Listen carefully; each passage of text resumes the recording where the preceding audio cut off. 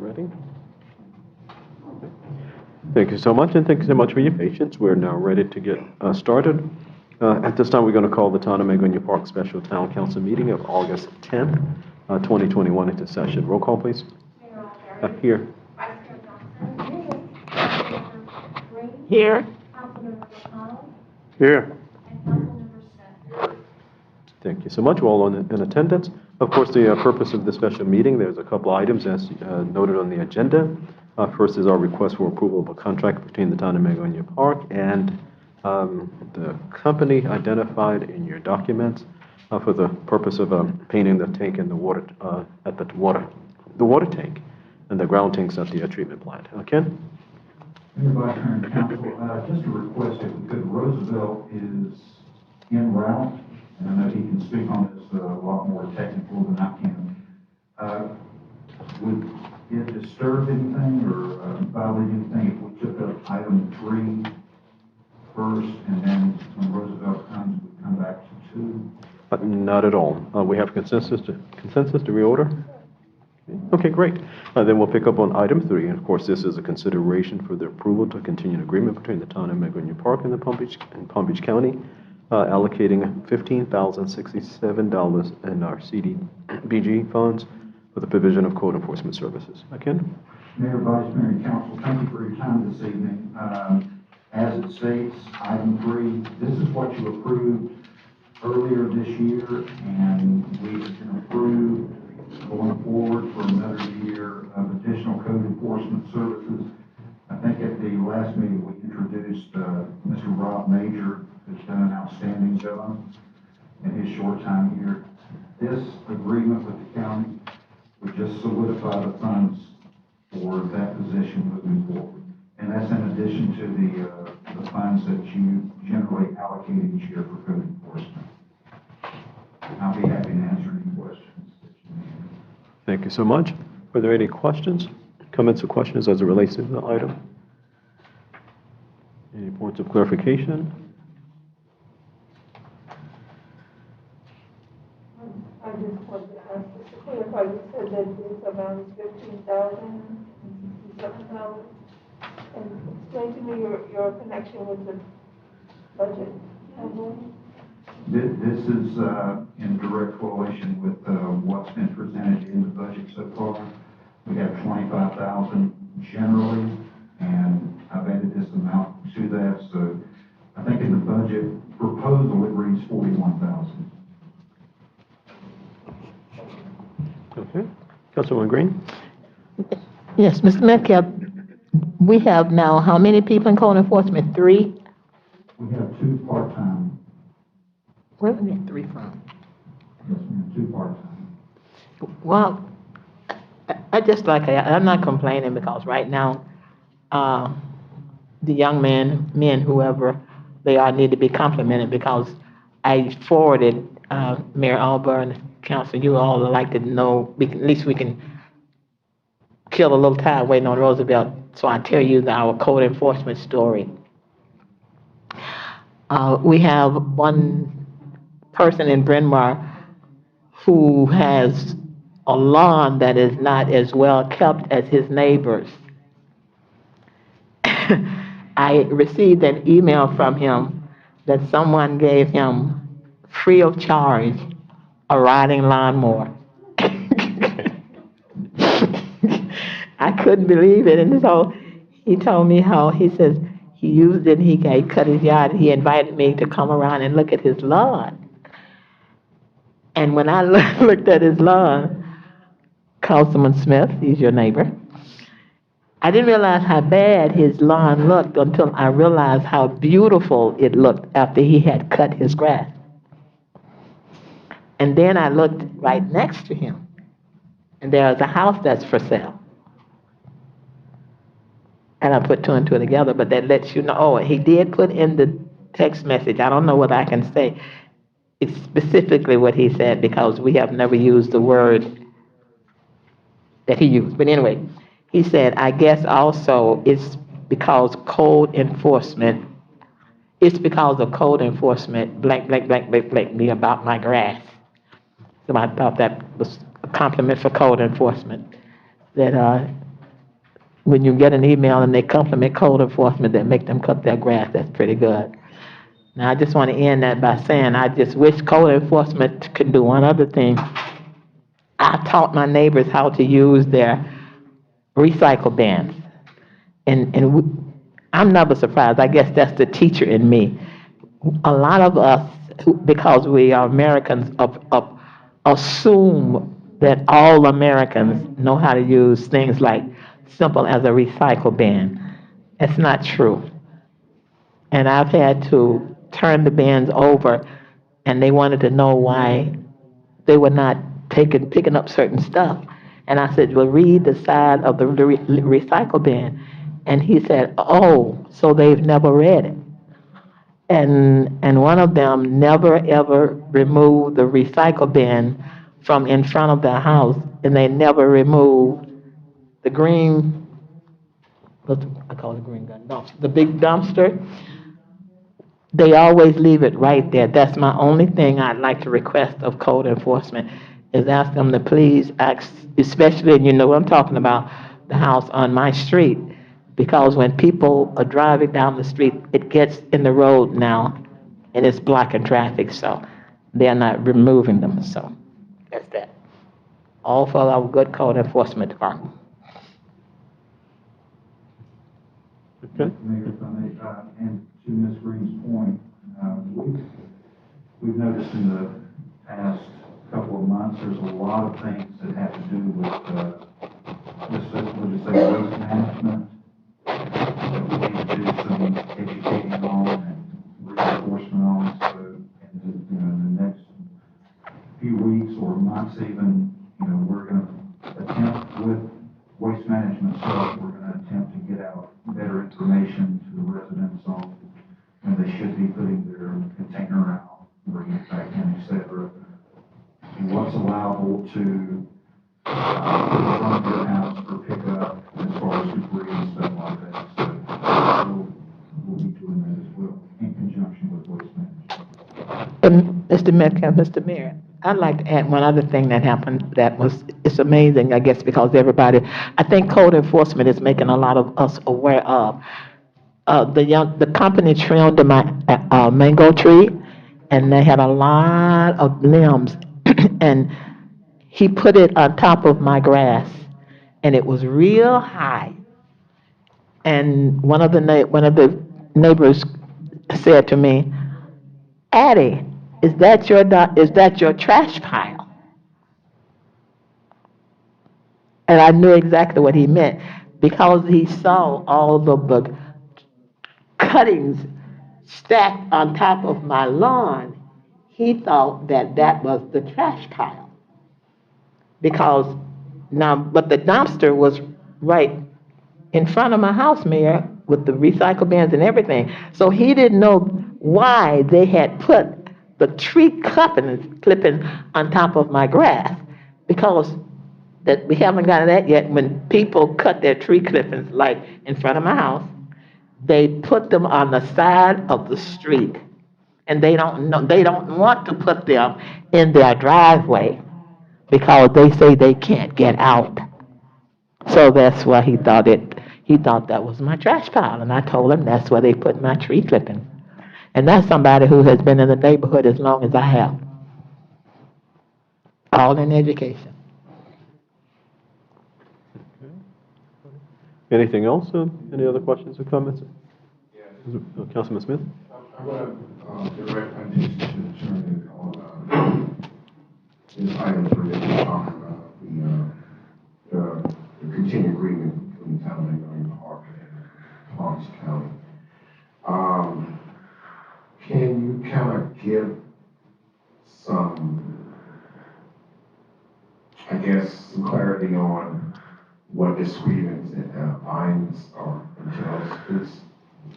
Yeah, sure. It's almost identical to the last agreement that you all approved with regard to the provisions in it. It does provide for the extension, as Manager Metcalf indicated, but it's the same scope of services, the same target area, no change from the previous. So I've reviewed it. It's all legally sufficient. There's no provisions that you as the council should be aware of or concerned about. Being that being said, can you be a little more specific? I know nothing changed, I could probably read it, but since you have put place your eyes on it and, let your next. Yes, sure. Clear it up with the listening audience and police. Sure thing, sir. So much of it is just kind of standard legal provisions, the term, the price, the amount that you're going to be compensated for the code enforcement officer, the funding, I should say. As I said, the extended term is part of it. How payment is arranged is part of it. There are a couple of exhibits. Exhibit A is the scope of services. It's identical to what you approved in the previous agreement with regard to what the code enforcement officer should be doing and where he should be doing it. There are some standard provisions that go in all contracts with regard to amendments and severability, standard legal language, but again, nothing concerning.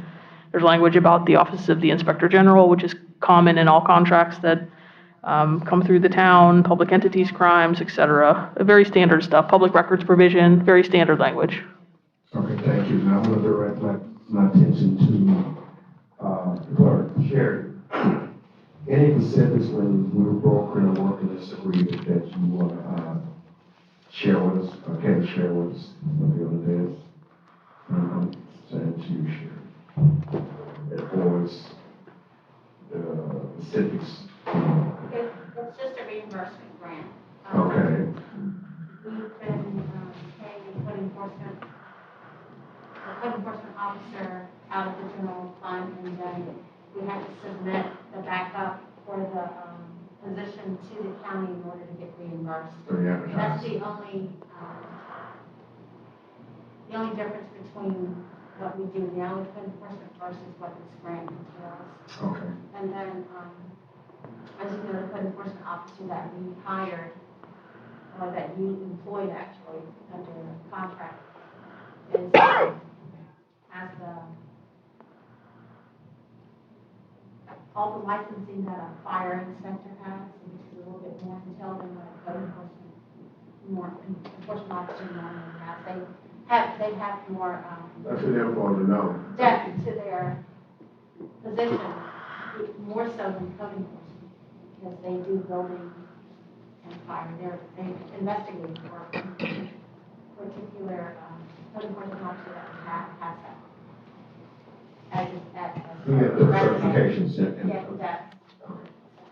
And that's working out very well in our favor. And finally, Mr. Mayor, if you want anything to add to that, if not, I'm going to move on. No, that was perfect from both of them, so I should just leave you alone, I think. Except for the rest of it, it's generated for DTRs. We've gotten some very good feedback on that. I think we've earned close to $17,000 since we just came in April. Very good. So every meeting that he has, every visit that he makes is productive, because the delinquent DTRs are coming in. Man, some He shit. doesn't leave any stone unturned. The man sounds like he's some business machine. If you want to say, thank you from the legal side for clarity, thank you from the staff side and the manager side. And I will put my eye back on the goal that we're just kind of had to change. So I want to just kind of put my eyes on that to wrap up. I think, okay. Any other comments or questions? Righty. Just for clarity, of course, as we went through the process last time, we received the grant, we advertised to an extent, and we identified someone. We currently have someone in place, so question to Amity perhaps, and or Ken as well, is that for this, would this be, if this just be a continuation, be considered a continuation of the current process we have in place and employees well, or would we have to go back out because it's a year-to-year kind of agreement, or? I don't think, and Ken, correct me if I'm wrong, but I think what you have is fine. This just extends the term and gives you additional funds to pay the employee that you have. Okay. I just wanted to make sure that we were clear that there's a sort of continuation. Okay, great. Righty, any other questions or comments? Hearing none. We have the item before us, and of course, this is the consideration for the approval to continue an agreement between the Town of Magonia Park and Palm Beach County allocating $15,067 and CDBG funds for the provision of code enforcement services. We have this agreement before us. What is your pleasure as it relates to agreeing, accepting, or Mayor, denying? motion that we, move to consider for approval, continue an agreement between the town of Lincoln Park and Palm Beach counties, allocating the $15,600 and the CDBG funds. Okay, thank you so much. Councilman Smith, just a clarification, that is to approve the agreement, your motion? Again, yes. Okay, that's, all righty. Consideration to approve. Okay, all right. Continue agreement with the county of Lincoln Park. Okay, thank you so much. Motion has been made to approve the agreement. Is there a second? Okay, is that a second? Second. Okay, has been seconded. So clarification for the record. Councilman Smith made a motion to approve, Vice Mayor to second. Any questions on the motion? Hearing none, roll call, please. Councilmember Green, Yes. Councilmember McConnell, Yes. Councilmember Smith, Yes. Vice Mayor Johnson, and Mayor Alden. Yes. Thank you so much.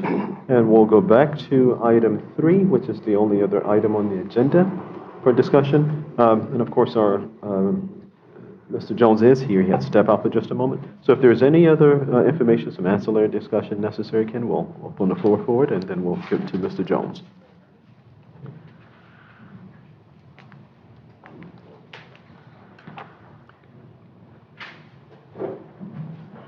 And Mayor, Vice Mayor, and Council, while he's coming up, just to let you know, we did, after we had that initial shock of doing 113, we went back out and, Roosevelt dug very deep to find people, and I think we did come up with 4 quotes. And I'll let him take it. Okay. All right, good evening. And there is, I believe each of you will have those quotes in your packet.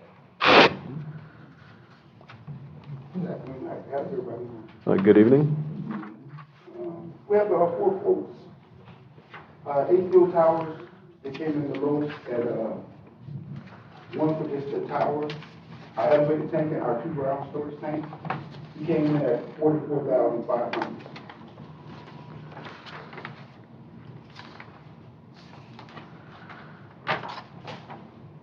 And it's gonna be pressure washing and, like kill mildew and everything else, and layer paint for that. Okay. Okay, The so, rest of them, the next one is Onyx, and their, the elevator tank and the ground storage tank is $89,575.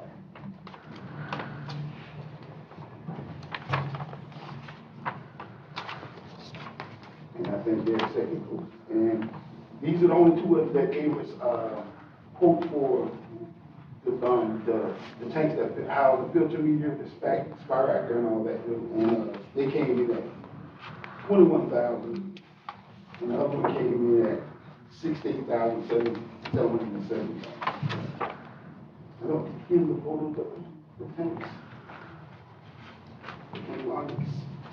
Roosevelt, could you pull your, Mr. Jones, could you pull your mic up, please? I want to show you the photos of the tank. It should be in. The photos. Photos of the tank. The lady from Onyx. I want to show you where the house filter media inspired it is extremely rusty. I want to show you the actual photos of it. I'm scared we power wash it. I'm afraid you're gonna peel off the layer of metal that is that rusty. okay. I don't know. Did you say you want to show us the photos of the Yes, I tower? had somebody on that, I had it with the video. Oh, I was wondering why. Okay. It's a layer of rust on the bottom tank. And they're like this, but they're basically flipping off to begin to flip the metal off. And so you say if you wash it, what'll happen? I'm afraid you're gonna peel off the metal, pressure wash. Mr. Mayor? I was gonna wait till this presentation to ask ask the question. I think the question I want to ask it refers exactly what you're talking about. I was gonna ask, first, Mr. Have we ever painted these towers before? Yes. Oh, so I didn't know that. How many years ago? Oh, boy, 7, 8, I think about 7 or 8. How many years ago? Maybe 7 or 8. I believe it was here. Okay. The logo? 2008 or 9. Okay. Because that was my concern. I know you know Miss Etna Butler. She's the closest residence to those tanks, right? And I called her and I wanted to make sure, because she has been ill and she is a senior citizen. She's older than me. And she's fine. But I didn't know, I read this and I just read it. I have no clue what I'm looking at. But anyway, is there any, just for my comfort, I was concerned with the seniors that surround the tanks as they are being painted. And I know paint right now is very safe, but I just want to throw it out there. That was what I was concerned with with how it would impact those senior citizens surrounding the painting of the tanks. That was my only concern. All the companies are taking responsibility. It's a certain type of paint that like it hits and then it falls. It's hits in the air. That's because the tank is like 100 feet high.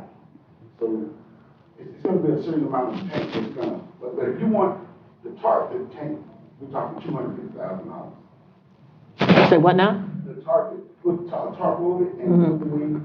Some other people want to do that's over $200,000. Yeah, I mean, that's not, but I was talking about how close her house is. Her house is. The only thing you would probably worry about is just the elevator tank. The ground storage tank is not going to go anywhere. It's going to be right there. Okay, that was The my. elevator tank is the only one that will probably, and plus, it will be more of the houses that's behind the plant. What's that, those houses, what they, them is Butler. Do you think, Mr. Mayor, Go ahead. do you think it would be, I guess, safe to let them know that we are painting these tanks? But she didn't even, I thought when I read, we said 3 tanks, right? Yes. She argued me down that there were not 3 tanks out, but I didn't say that. I didn't say anything. But that lets you know that they are not even aware of what is getting ready to be done around them. There will be ample opportunity to give them time. Yeah, I think she should know. They won't be until the first of the year by the time we mobilize. Yeah, okay. That's all I have to say. Pittsburgh Tank and Tower. They were at, which one got me out to? I think they eventually came down to 9. Yes, But that was just for the 3. yes, it's in the 3 tanks. They're not adding in the spot right there or anything to house filter. Just for the 150,000 gallons, there's 28,370, 60,000 is 17,250. That's a smaller ground storage. And the elevated tank is 44,445.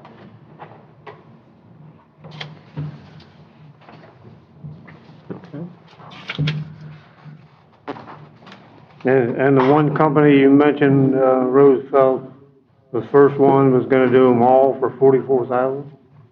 44,000 for the elevated and 2 ground storage. And then they want 21,000 to do spare reactor and ones that house the filter meter.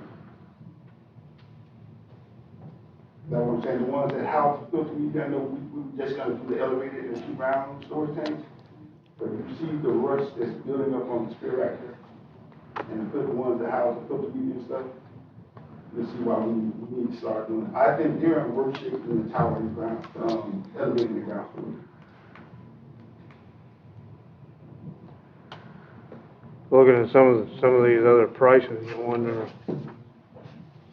you wonder if, what kind of a job we're gonna get for $44,000 for 3 tanks. Honestly, in my opinion, the elevated tank and the ground storage tank, you're gonna get the same job. The ground storage tank and the elevated tank are not as bad. The rust is just surface rust. You can actually just power wash them, prime them, and paint them.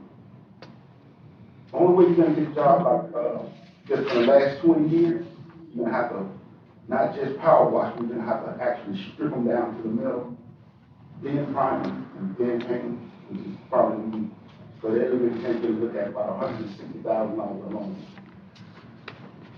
So what you're not getting stripped to the middle, because nobody's gonna do that for that price. And most of it is just surface rust on it. It's not like it's eating a hole in it like a sparrow.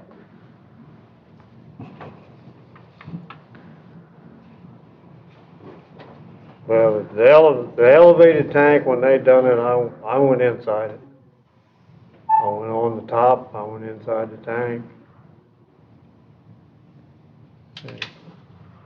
Because of the bad paint job we got in the past,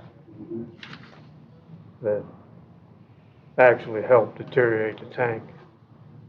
That's why I say, for looking at some of these other bids, you wonder, or I wonder, what kind of a job we're gonna get, because we've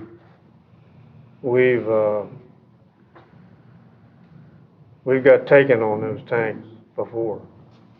Some of it is gonna be high also because most of them are coming out of Indiana or Michigan. So like the lower bids are companies that are here. I just like Councilman Kamala, we got taken how? I mean, what happened? I mean, what was the disappointment? What is it they did not do that was satisfactory? I think what happened at one time was, I think they gave us pictures that belonged to some other water plant. Because when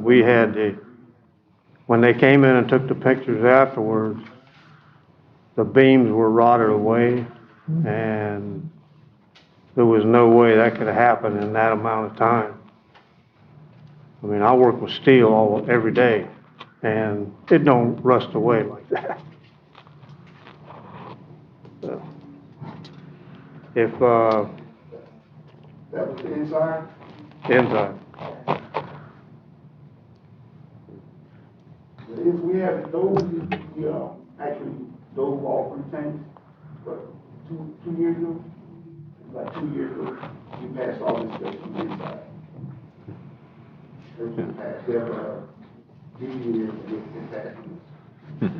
Right. I think, just for clarification, I think the one that we had before was the one that had probably been up there since day one. And then I think that had some issues inside. I know the one that they put up there had the rubber coating or something inside. Right.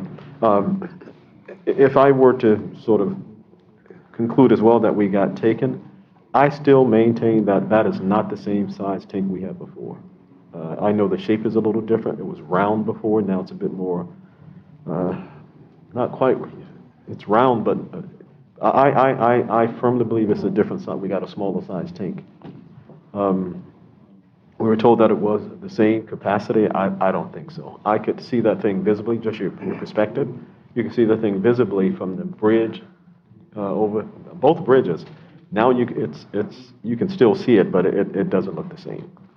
Nothing we can do about it, but that's what therein where I think we got taken, and that we were told we got the same size or same capacity tank, and we didn't. The other thing, Councilwoman Green, in terms of being taken, is that no one would have expected that a tank would start rusting, I think within the first year. Started seeing rust spots and so forth, and I think, did they come out, and they came out and painted, if I'm not mistaken, and then it just started rusting again? And so that didn't make any sense, that you spend that much money, for something brand new that they brought in, and it was rusting relatively quickly. So real quick, so I think in terms of just the workmanship, the quality of it is probably, I guess, what you were alluding to, Councilman McCollum. well, even when they redone the elevated tank in, I think it was 2013, right after they left, it was already starting to rust. So they had to come back. So You know, I just, you know,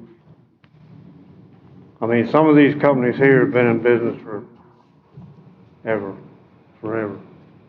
Yeah. And,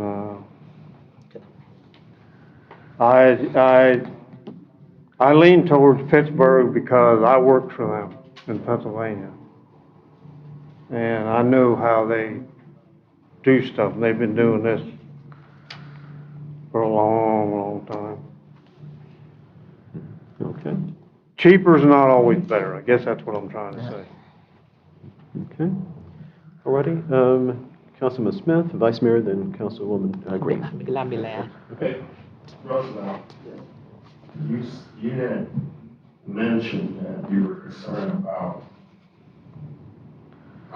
stripping the layer of metal if you pressure washed it too hard, right? Correct? Yes. So how do you go get around, I'm not a paint expert, but that's what you do with metal. You would have to have some level of getting oxidation or whatever, rust or whatever scale, whatever someone takes off, and then putting your second, if you coat a layer of coat of paint, correct? Yeah, but one company was suggesting, if you go in and strip it, they suggested putting another piece of metal on top of the welding into it. Okay. It's just it's like the top of the tank.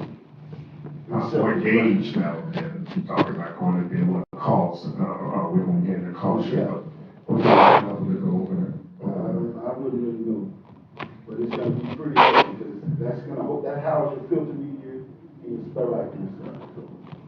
My second question is, I've already heard from a many council, Councilwoman McConnell and Mayor, just saying about, someone doing a job with Russ and that's a year later. What it costs, what warranty or contingencies in place if indeed rust or surface rust appearing after application of paint. It's been done on the ground tanks as well as the area tanks. And if it does appear with a warranty, go back and prep it again. Is that included in the pricing? That's something to be considered in the pricing, because we are in Florida, and metal is metal, elements is element. They break down all the time, and it's active. So I believe in painting it right first. I believe the right amount of coatings on it the first time. But we know nothing lasts forever. If we get a decade or 2 decades out, that's crazy. That's great. So what contingency do we have in place? I do. It does concern me, and the residents deserve better. You spending $40,000, I know whatever it's been. We don't need to see Russ next week. And I'm just kind of pointing some very. All the bids, they give you some sort of warranty, but it's not gonna be a 10-year or 20-year warranty, because the only way you're gonna get 10-year warranty out of them, if you go and actually strip them to the bare metal, and actually redo them that way, because you're gonna get some sort of surface rust, because it is steel, because it is fluid, and it's actually housing water. You're gonna get some back, but it should, like I say, it should be there the next day when you go and come out. That's right. And you look at some of the bids, like Pittsburgh and stuff, they're actually doing power washing, mildew spray, and only doing 1 coat. That's the first one is gonna give you 2 coats of mildew. So he's actually giving you 2 coats for the cheaper price. Well, I'm going to throw this out there to you, and so for clarity, I don't know where we're at as a council. I wasn't thinking that we were stripping down the paramount because it's too pricey. Yeah. So that focus on painting it, layering it, prepping it, making sure it's applied, or whatever coating, whatever, epoxy, whatever's in the proper paint. How long should that last or could last if it's done right? I wouldn't know how long it's gonna last and how long, but if you strip down, it's gonna be better. Leaf strip down all. No, just every company here has done a power wash and take it down to the rust and find that rust. All of them have that in the movie. Remember, strip down is the cost of legal out the So, equation. with the power washing and the primer, I mean, you should get a couple of years out of it. You should at least. It's not that they should warranty that and come back and, you know, the lady said, I don't want to have to come back, because they all have to give you a warranty. Okay. Yeah. y'all need to do one. But some of them, actually, there's two coats that's needed. And some of them are like one coat or something like a Sherwin-Williams or something like that. Okay. Okay, Vice Mayor, then Councilwoman Green. Couple of things, I don't know if you, Sheridan, and you remember who was painting company that did a poor job. Do you remember that name? Do you have that record? Pittsburgh. Pittsburgh. The county gave us a grant for $495,000, I think, to buy that new tank. And then Pittsburgh Tank and Tower got the bid for it. And they did a poor job? That's what was reported. I had to come back. Because I wanted, I know that Pittsburgh donor has a guarantee in their contract for 1 year. But that's only one. not what we got. I can't tell what the others are saying, because I'm only getting sensitive to that. I guess on the elevated tank, one thing to keep in mind is you're protecting almost a $500,000 investment when we put the new tank. Now, they didn't replace the base. All they did was replace everything above the base. But you're still, the paint is to protect a $500,000 investment. It was almost $500,000 to replace that elevated tank. 400, it was right at 500,000. That's a lot of money. Okay. Councilwoman Green, nothing else? Okay, Councilwoman Green. I'll be very short. It's ironic that we're sitting here, and in situations like this, I know I feel helpless. I'm glad that we have a council person who has some experience and expertise in a project that involves what you all are discussing. And we have a person like Mr. Jones in place. Because especially today and what's happening in the economy, everybody is ripping off everybody, and you have to have someone who knows, who has some type of experience and expertise in what you're paying for. I had a meeting last night that I served on the board of one, and it's a $300,000 project, Mr. McConnell. And believe it or not, no one on that board has the expertise that we should have had when we started the project. And right now, you and Mr. Jones, and Mr. Mayor, and I'm not denigrating anybody, but at least we have someone up here who has some expertise on it, because people are preying on municipalities, not just municipalities, but people today, because everybody's greedy and they want money.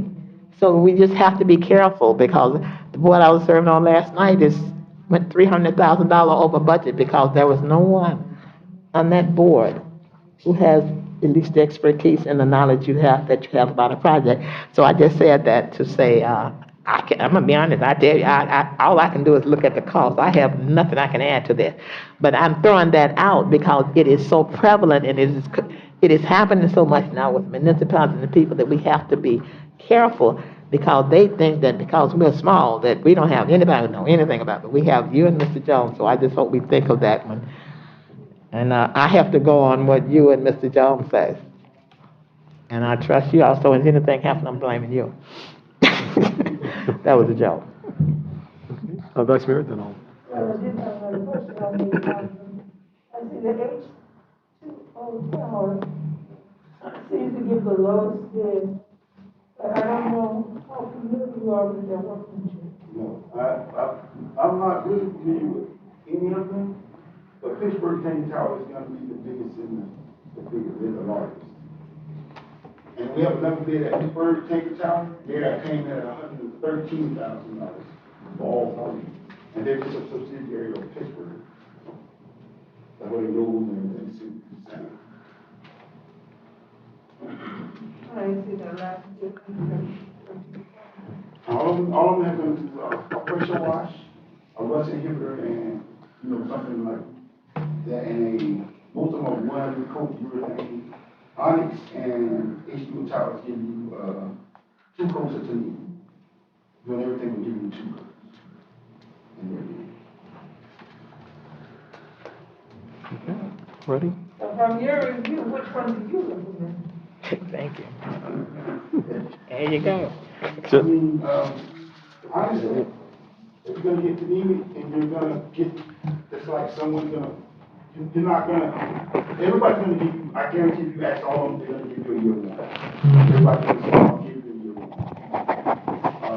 If you're gonna come back, you're gonna get surface rust or something again, most likely yes. I'm not gonna sit here and tell you, oh, go pay to give 2 coats of Tanemic and 12 years later, it's gonna be rust free. I don't think that's gonna happen. I mean, I've been all around. There's no water plant I've ever seen that didn't have rust.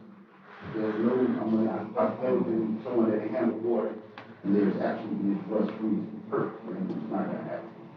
But for 2 coats of Tanemic, like we got everyone sitting here saying we wanna get this big, I think basically all it's gonna be, turn out basically the same. It's gonna be a power washing, you're gonna get some rust inhibitor, then you're gonna get a paint. And they're not coming about and rust inhibiting the whole towel, they're just gonna do that, all of them are great, they're just doing that where they see surface rust. So, and the scope of work, everyone is basically saying they're doing the same thing. They're gonna power wash and prime in the spots that they see rust, they're gonna paint. One thing about these two, the other 2 companies, they're focused on the one that's the spray right there, and we will have the filter. And you did put on Onyx, you didn't even put in Spirit. Huh? You did from Onyx, you didn't even put. They want $68,770 to do that. Oh, that's the But- Spirit finish of it? And they want $89,575 to do other things. That's $158. And everyone was talking about doing the welding on top of the tanks and stuff and replacing them. They the one that actually got more in depth in saying what they would replace and what they would take. In my opinion, if we're gonna just do that, I would say you just go with HCO Towers or see if and have them come out and give us, make sure they give us some kind of warranty and all that. If you want to spend more money, you probably go with Onyx, in my opinion. Okay. Ready? So, go ahead. I don't know about to pay them more money, but. Yeah, that's what I'm saying. Put the weld in the top, you put some bamboo up there, something. You know it won't rust. Some treated wood. Councilman Smith, you have? No, I do not. My question I have is Okay, so just a couple of questions. In the here and now, because we got to make a decision. So for Onyx, the 6877 is for the Spy Raptor and 89,574 for the elevated and the 2 surface tanks. Alrighty, and as I look through, as you stated, just kind of going through, they're all doing basically the same thing, except that H2O is offering 2 coats. Is what I'm seeing. So H2O towers, I'm seeing where they have the 2 coats. So option 1 where they have all 3 towers, all 3 tanks listed. Yeah, the ground storage and elevator tank, 4,500. Okay, and they're going to spot prime it with 2 coats of rust inhibitor. Okay, and then paint thereafter. Okay. So for me, and this is just me. For me, I'm moving Onyx aside for a moment, and I'm just going one by one. So Pittsburgh, of course, we have history with. They're looking at $90,300 to do the 3 tanks. We'll just say 3 tanks. Okay, and they're doing the same thing. They're going to 1 coat. They're going to prime it with 1 coat as opposed to 2. Then do the painting. That's at $90,000. For That's the one they use the dry fall acrylic. So that means they're saying you're not, that's what Ms. Green was saying too about not spraying, it's like a dry fall acrylic. So once it hits the air and it's dry, it just falls and doesn't spray in the air.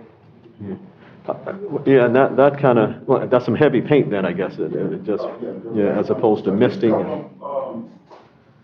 other one, when you use the urine, and then the Onyx and H2O use the Tanemic, it's rust inhibitor type paint. Okay, which 2? Onyx and H2O. Okay, yeah, I thought I saw it there. Okay, and that's at 90,000? Okay, then then PMD is at 113,000. They're doing one coat, urethane is what they're gonna do. Power wash. Okay, so now that takes me now to where I'm looking, H2O. So what we got here is all three tanks, that's elevated and two surface tanks at 44.5 is what they're looking to do. Two coats and a prime, spot prime, and then paint it with the rest of it, then paint it. And that's at 44. At this point in time, we don't know if they have a warranty of a year or two or three, but if they allow us to purchase a warranty, that might be the way to go, if indeed they offer that. Because if I'm looking at 44.5, which is half of what the next competitor is basically, and and if we are able to purchase a warranty from H2O, whether that warranty is another $5,000, we're still below $50,000.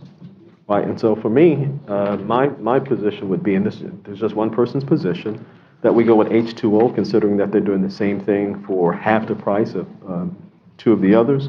And if we're able to purchase a warranty for an extended warranty, if you will, for a couple of $1,000s, I think it would be worth it. And so my position would be H2O Towers. Okay. Other comments or questions in terms of? Okay. May I ask you a question? Mm-hmm. I don't know about it. Okay, we are purchasing the warranty. I'm not sure what their warranty is, if it's a year.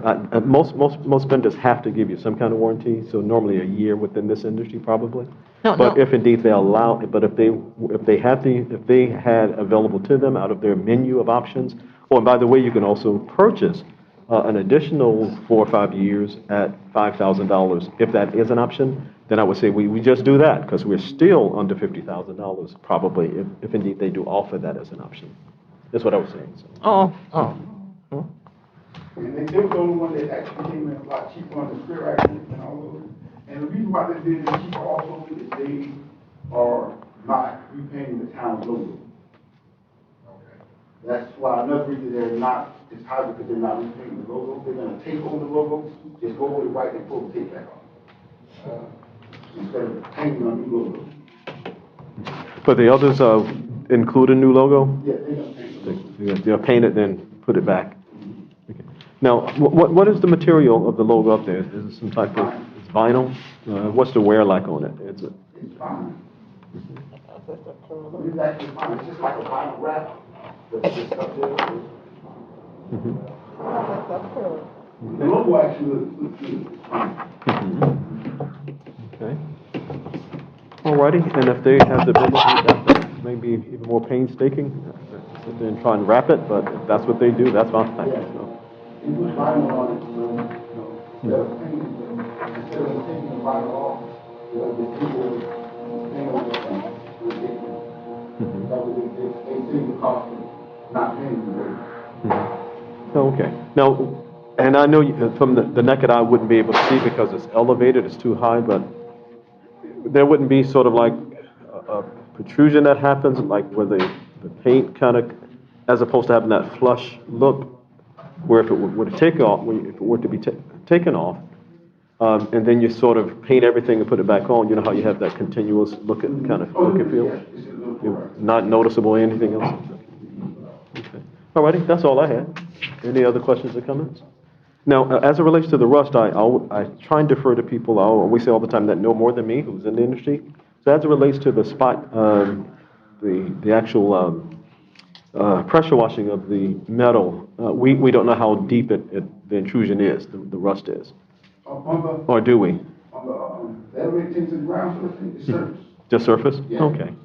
But the spiral and all that is a lot. It's a lot of rust, so it may have gone further in. Yeah, they've been a lot of shit in elevators.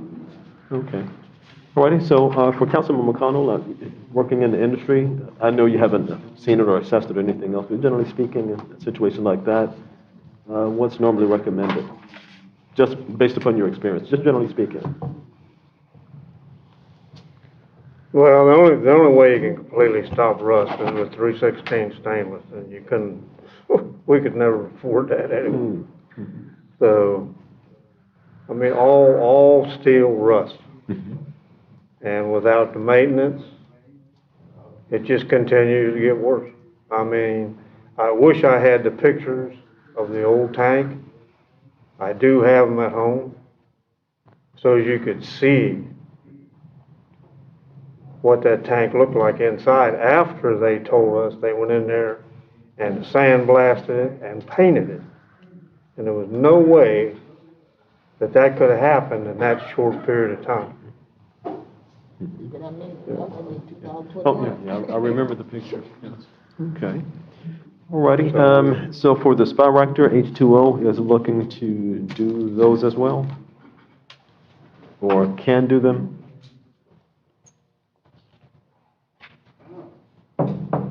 Yeah, okay, thank you. They do have a 10-year warranty here. HBO. H2O has a 10-year warranty? Okay. What did she say? What about the warranty? What call? What did you say about the warranty? It says our 10-year warranty is very popular with big cities, townships, and private owners that want quality work that's guaranteed to last a decade. HBO towers will come back 4 years after the original job is performed to clean the entire tank and touch up the paint if needed. Another 4 years after that, HBO tower will come back again. Okay, that's inclusive or is that an You have option? to probably buy that. Okay. That's on their website. Okay, so we can take a look and see what that would cost if indeed this is the selected vendor? That Okay, good, sounds well, good. thanks, I appreciate it, Mitty. Okay, so we do know it's available, don't know if it's inclusive or if it's an additional cost, but I don't think it's gonna be $40,000 for a warranty. So, okay, any other questions or comments? So, this is going to take care of your group and Russ, your group and Russ. Every one of them has a meal unit, all four. Sanitize my hands, but I didn't want to touch them. I can have both. Thank you. I'm sorry, Councilman Smith was asking a question, my apologies. I was just getting specific on whether it was going to be, pressure water, mildew, and rust, and I guess some other things that happens on these towers above ground. And so, that's what they were publishing, just clarify, pressure washing and cleaning. That was my specific question. Okay. Alrighty. The only other thing that I think, and we probably all wish we could do is, and this is a whole nother conversation, not to be addressed tonight, is to come up with a different logo for the town. Like, you know, I think the logo we have has kind of served its usefulness. We need something more, with more little, how they say in the industry, pop, a little more pop to it. You know, people give their business cards and it's like, wow, that's nice. And You're right. I agree. But we can't do the tower right now, so that, I shouldn't have brought that up. Okay. Alrighty, so as it relates to the proposals we have before us, any other questions or comments? I just want to make a comment. I know you see online the 10-year warranty, but it doesn't give a quote on the price at all. It does not, no ma'am. I think we should definitely investigate that for H2O towers because that is very amenable agreement for 15%. And I'd like to see that if it's not outrageously expensive, I think we should go. Okay. Alrighty, any other questions or comments? And just as you're thinking, normally warranties are going to run you right at about, 5% of whatever the cost of something is, normally, generally speaking. And let's just be very liberal and say 10%. We're still under $50,000. But we look at both 44,000 and 41,000. That's for the spy reactors, and that is being recommended, correct? That'd be taken care of. Your worksheet in the tower is to tank. Okay. Alrighty, so that would be what, 65.5? Okay, that would be for everything there, the spy reactors plus the 3 tanks, whereas other proposals do not include the spy reactors at 90,000. It's only Onyx, only H2O, or Onyx and H2O. Okay, and Onyx, of course, yeah, that's why I moved that one over real quick. Okay. Alrighty, okay, so, Again, in short, H2O, their proposal includes the painting of all three tanks, the elevated and the two surface, at 44.5. Option 2 includes those three tanks plus the Spiractors at 21,000 for a total of 65.5. So with that being said and done, if there's no other questions or comments, okay, anything from staff? Okay, alrighty, we won't put unless the other four of you want to, we won't put our Mr. Jones on the hot seat by asking for a recommendation, unless he just wants to offer one. Me personally, I'm asking, H2O using, they both use the same thing. All four of them use basically the same thing. Mhm. If I would just go with the cheaper one. Mm. Because it gives you the same thing. It's basically telling you in writing that when you, especially if you can get the warranty after 10 years, no one else is giving you over a year. Mhm. Okay. Oh, I know. H2 also says, minimum $2,500 is completed in one trip. Yes. If they mobilize and they do, if you let them do the whole thing, he also gave me a good amount, $2,500. That's in right on the back. That's if you do the Spirator and the three tanks together, he'll take $2,500. That's like it's going on sale, you get what you I pay think for. it's still 40-something above H2O. Like you, now you're asking for trouble. Okay.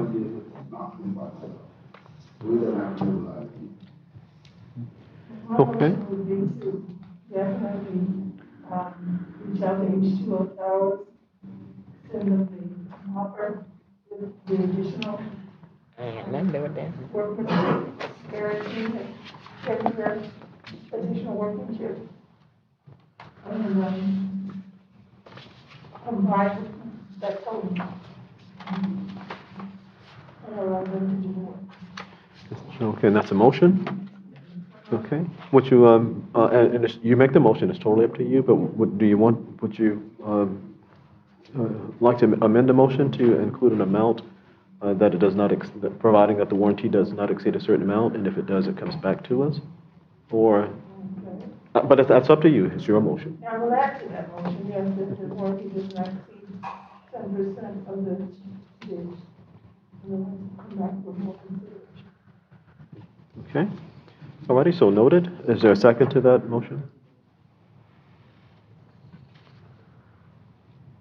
Okay, motion has been made to offer, or to extend an offer for the provision of painting the water towers and the Spiractors to H2O Towers LLC, with the caveat that we also purchase, if not inclusive, that we also purchase the warranty option, provided that it does not exceed 10% of the total cost, which would be $6,500. Okay, that is the motion. Is there a second to that motion? One we can't afford. Let's see how it goes.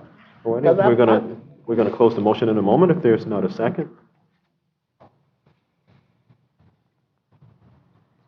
Did you say somebody Seeing that there's made a not- motion? Yeah, there's a motion to, I yes. made the motion already, you just clarified the motion for you.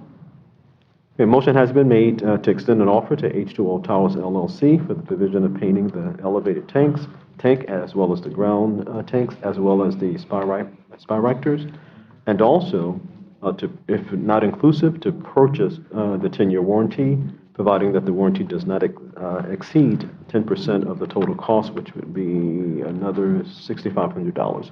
Should it do that, then it comes back to us for reconsideration. That's the motion. Okay? So is there a second to that motion? If not, then... Question to the motion. If I'm out of place, it's just a question. You go right ahead.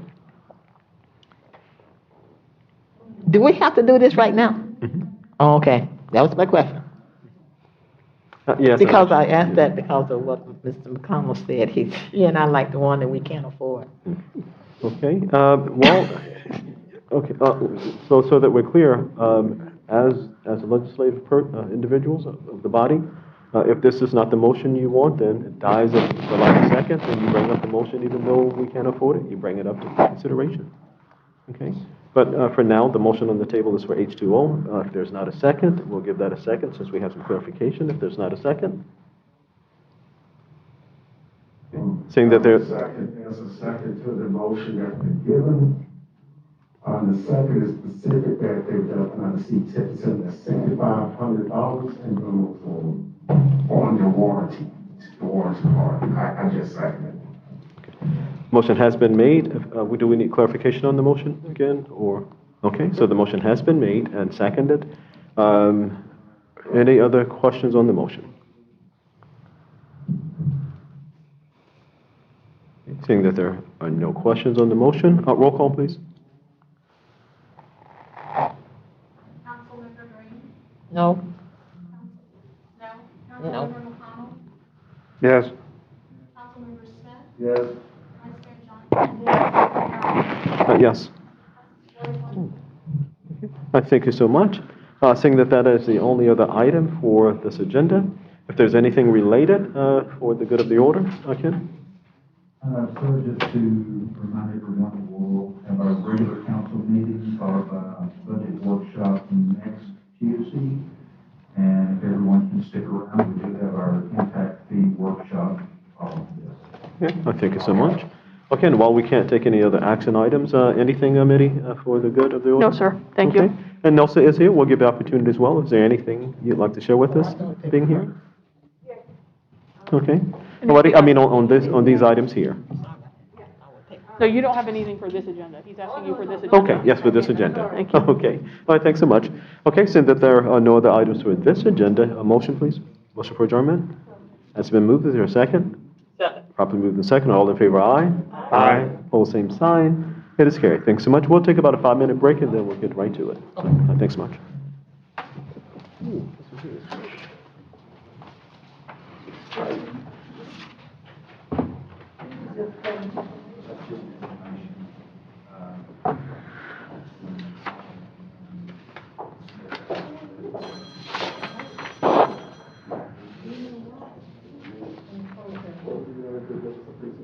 Okay, I don't have it. Oh, is that mine?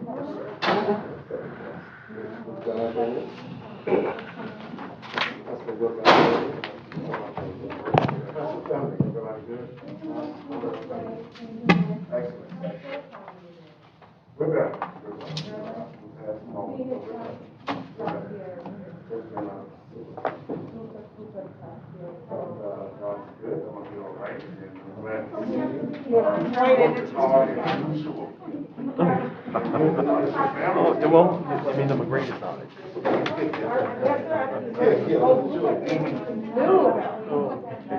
Sorry to hear that. The McGrady side is interesting. Oh, all the time. I'm not a McGrady. I was adopted. Oh, this is the one. You're the one that, this is the one that's rusted and. No, that's the best. This is the best one. Wow. Which one is the one that you said, the filter? Yeah.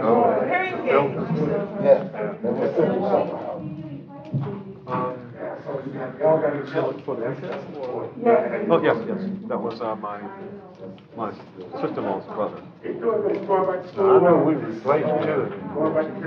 Called him Junior. Yeah, Junior. I don't think we ever replaced. He used to stay with him for There's years. three of and them. then he went back Yeah. to Florida. I think we replaced two of them. I don't think we ever replaced the third.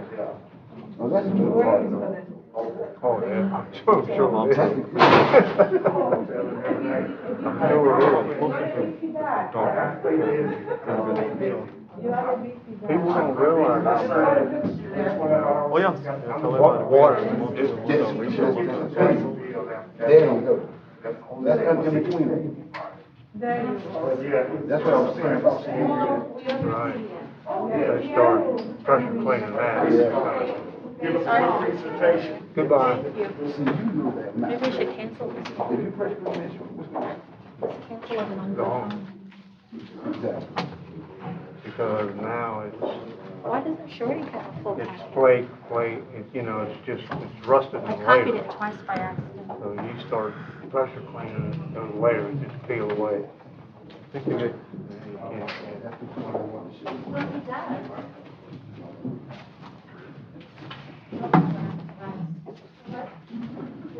Still wearing those rock warts Ooh, these my babies. since the county. I can remember.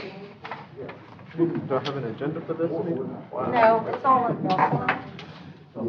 Don't get no better.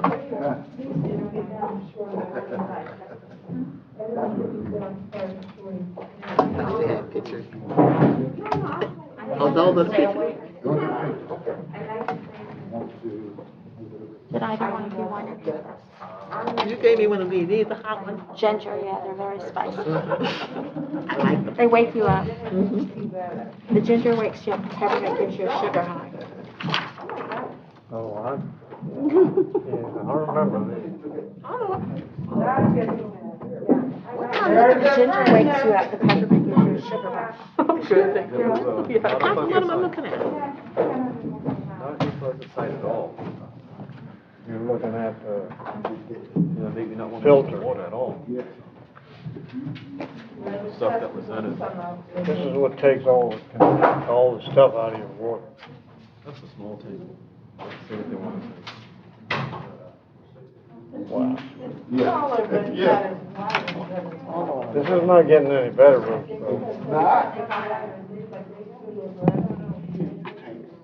Yeah, I I remember. didn't vote. I voted no, not because of Mr. Jones. Oh, this is the outside. I am very uncomfortable voting on something that I know nothing about. No, I was letting you know why I voted no. And it's a good example right now. That's why I asked you, what am I looking at? I think we can get another 30 years out of this. Out of this? No, I'm just kidding. It's beginning to shell. Blink. Oh, this is what we have now, McConnell? This is what ours look like now? Oh, I see. That's a filter. They gonna still have to pull those up and resurface them, right? No, Let me see that. It's amazing what Trying to get all of this water out as can much do. as they can. Mm-hmm. On a small job, you know, it's a home job, you take Sorry. that rough stuff that you put on it,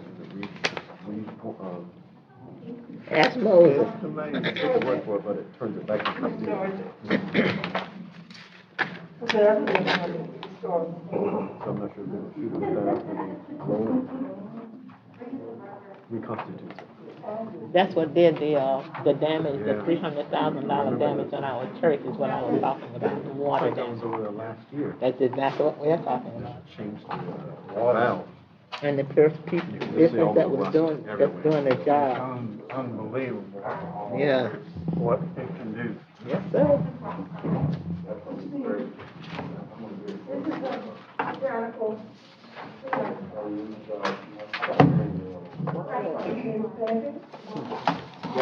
But that's what it does to the equipment that makes it drinkable for us.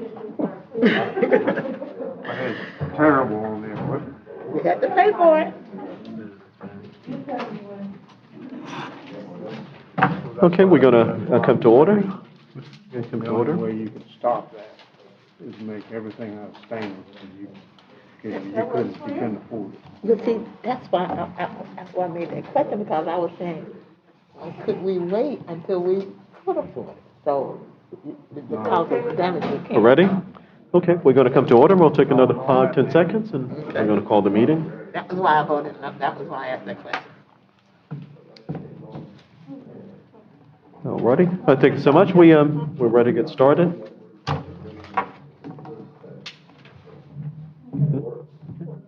Ready, thanks so much. And we have our planner before, so we're going to go ahead and get started. At this time, we're going to call the town council, Town of Magonia Park Town Council Workshop of August 10th, 2021 is the session. Roll call, please. Here. Here. Here.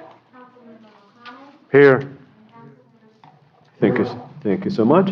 And of course, we're here to look at our impact fees and or make decisions regarding adjustments as may be needed. We're going to now turn the floor over to Nelson, our planner. Nelson? Mr. Mayor, Good evening. Vice Mayor, council members, for the record, Mr. Zacharias, planner for the town of Mongolia Park. First of all, I'm so glad to be here in person. It's much nicer to be looking at each of you and be able to gather input from each of you in person.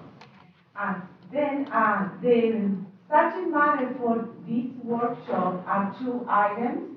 One is impact fees and other are proposed code text amendments.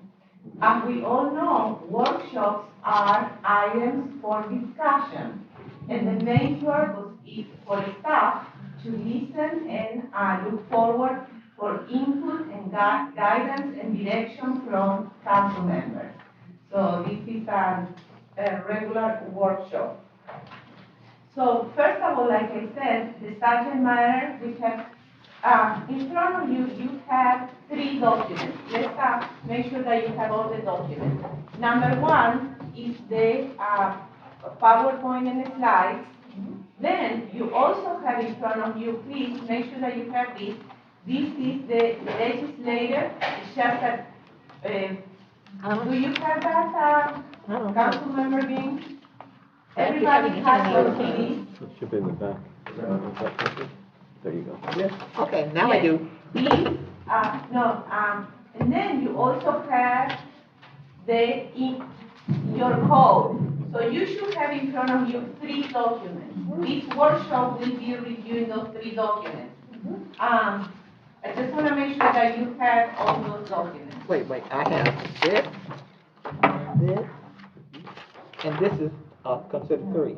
No, all of this is one, and then you should have 2 of those. Yeah, these are, no, all of these are. All of this is one. Yeah, Oh, okay, all right. You should have the PowerPoint, then 2 documents. Okay. No. Separate. That is not it.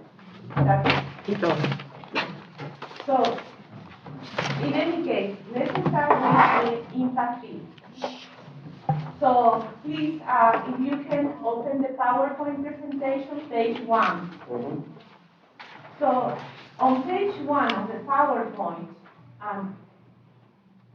we all know that the state of Florida just passed a new legislation. It's House Bill 337, and this House Bill is amending some specific language for the impact fees. So this new legislation was effective June 4, 2021. So the purpose of this workshop is to review the main language that this legislation just passed. So, and we will see how that's applied to our town and if we need to amend our code with regard to this specific legislation. So, as you can all see, it says here, a local government, a school district, or a special district may increase an impact fee only as provided in this subsection. So, can you see that language on the screen? Wait, let me ask a question. Are these numbered? No. No, can we No, that's okay. please? I'll give him my copy. No, we need a Right statement. together. Thank you. And I'll, there you go, sir. Okay, now I can follow. Oh, I was gonna put it in there. Okay. Here, I'll give you a staple copy. With the statement is easier. Okay. Thank you. It was taken, but it's copied twice. Sorry. Okay, not a problem. So she has a staple copy, so you can proceed. We're ready. Okay. Can you read that on the first page, please? Okay. So, as I just read the first page, this legislation will set the tone and the requirements for how can we increase the impact fees, when and how. So, on the second line, this is very important. An impact fee may be increased only pursuant to a plan for the imposition, collection, and use of the increased impact fees. So, as we all know, impact fees are always directly related to a rational nexus, which means the town or the organization can collect the fee but needs to be related of the expenses. How much are the expenses? And then they can collect the fee. And there are specific consulting companies that all what they do is they put together plans for impact fees. So again, we are still in this first phase. An increase to the current impact fee rate of no more than 25% of the current rate must be implemented in 2 equal increments. So that's part of new language of the new legislation. So the town can decide to increase no more than 20%, and if that's the decision, then it needs to be done in 2 equal annual increments. The next page, please.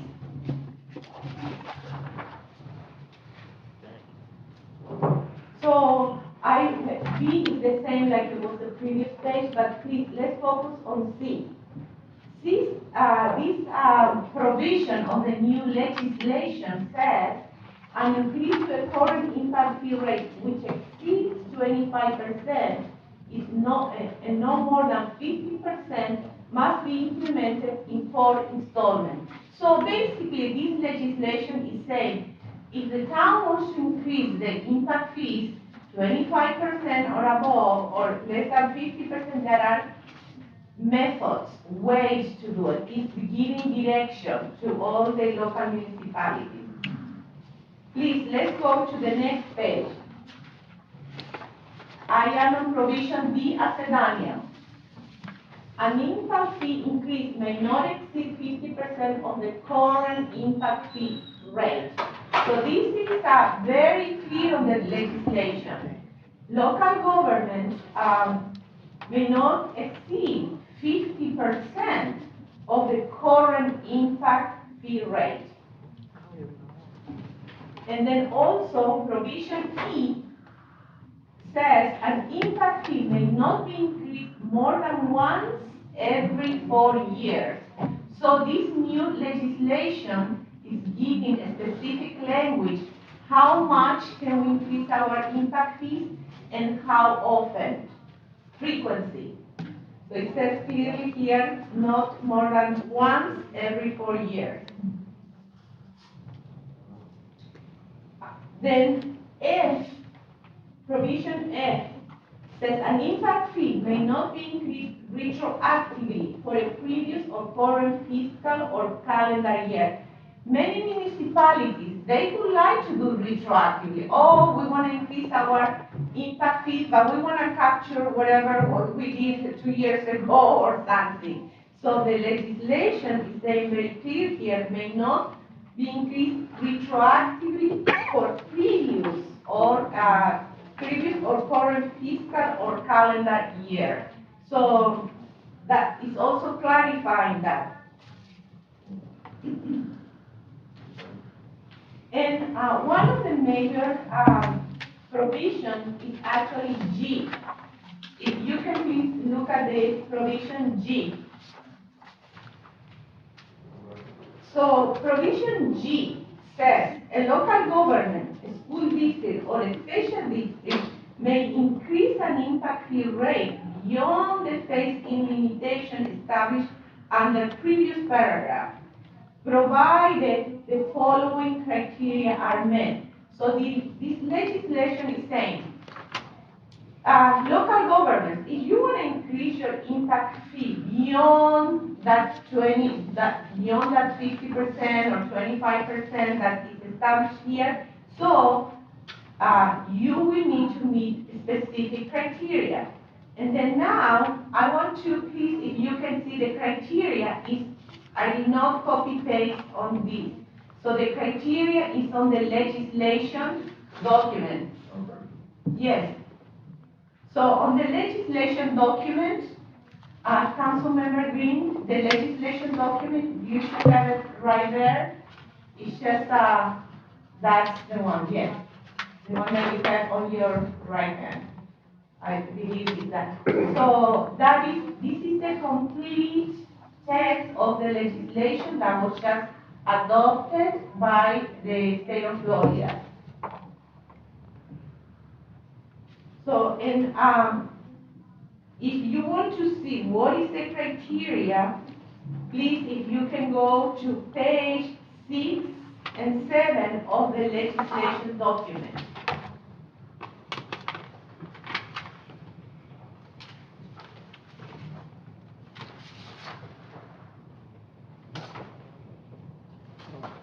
That is not, I don't think that that's the legislation document.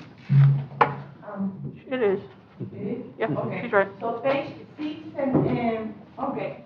On page 6, basically provides a number of criteria that the local government needs to meet in order to further increase the impact fee. So these are very specific, and the legislation again has clarified many of the provisions.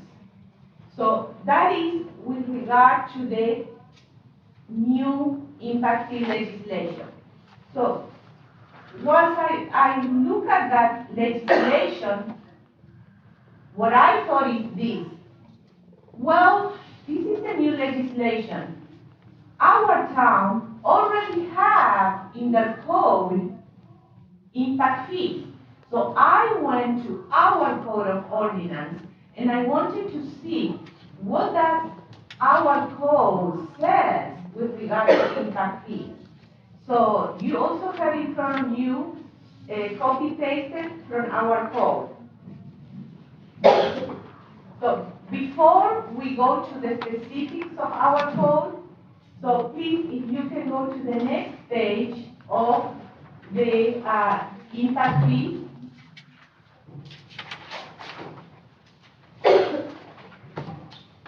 The legislation, these are the key takeaways from this legislation. So it's a summary of the legislation. So basically, it's including new definition for infrastructure and public facilities. And also has a specific percentages that the impact fee can be increased and how can be increased.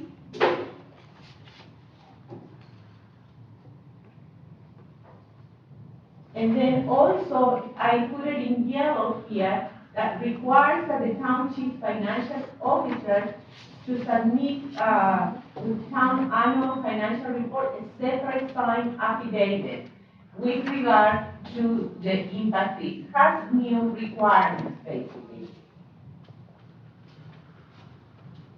Based on this new legislation that was just passed by the state of Florida, there are things that we will need to amend on our existing code. And that's the reason I just went to our code and looked at it, okay, what do we have here?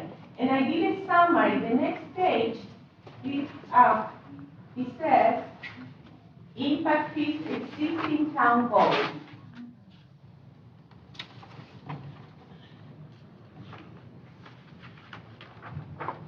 So, one of the most important things that I read in our existing code, it says, this provision 11.516 says, number 6, the report, there was a report, the report, Town of Mangonia Park, Florida, Impact Fee Study, dated July 2009, sets forth a reasonable methodology and analysis for the determination of the impact of new development on the need for and cost for additional transportation improvements, public buildings, and recreation facilities in Mangonia Park.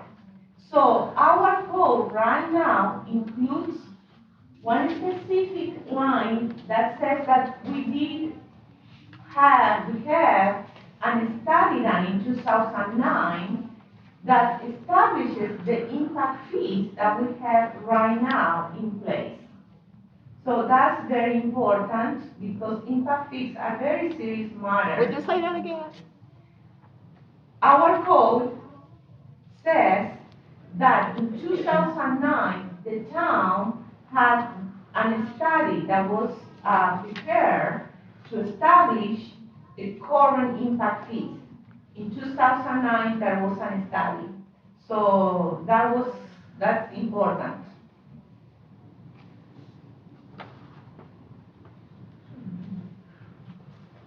So on the next page,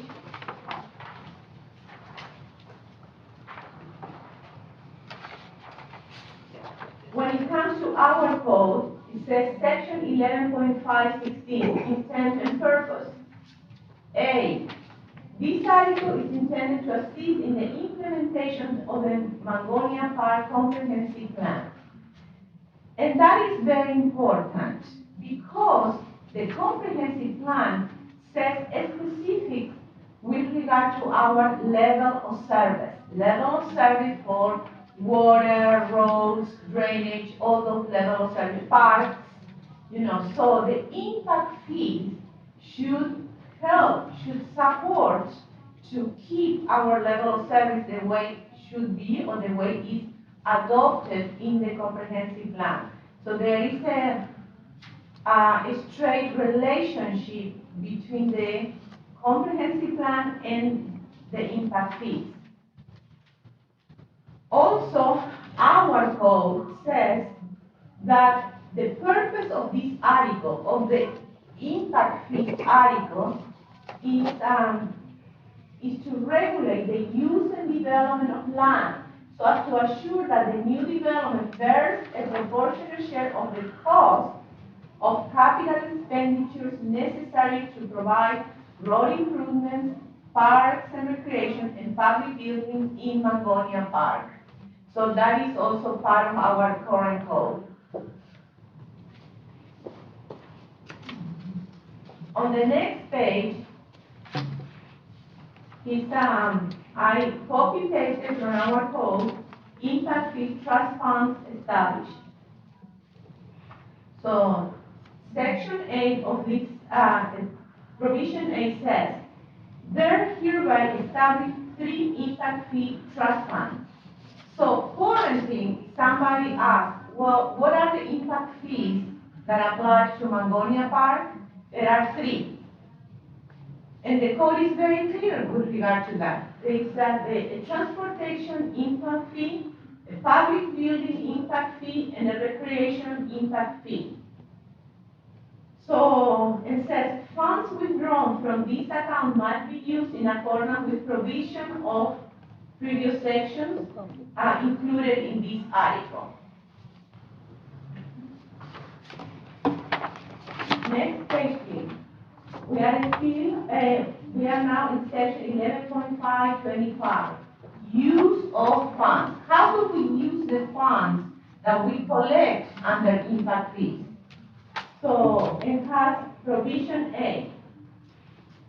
Impact fee funds collected may only be expended on acquiring, equipping, and or making capital improvement to facilities under the jurisdiction of Mangonia Park, Palm Beach County, or the state of Florida, and shall not be used for maintenance or operations. That's what the code specifically says.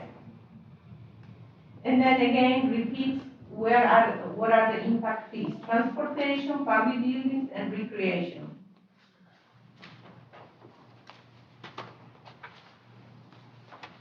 And then on the next page, again, we are talking about use of funds. Provision C, at least once each fiscal period, the town manager shall present to the town council a proposed capital improvement program assigning funds, including any accrued interest from the several impact fee trust funds to a specific capital improvement and related expenses. Then talks more about the monies and this.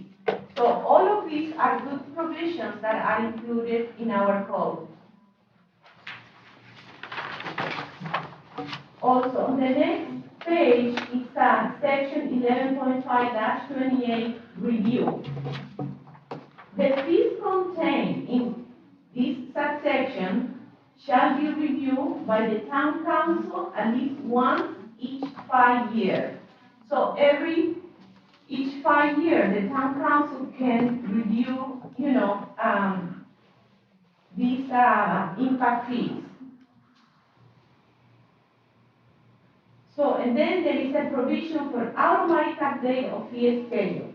The impact fee schedule shown in subsection 11.5-22A shall be adjusted by the town manager in April of each calendar year, unless otherwise directed by the town council. Any adjustment to the impact fee schedule made pursuant to this subsection shall be effective the first Monday in October of each calendar year.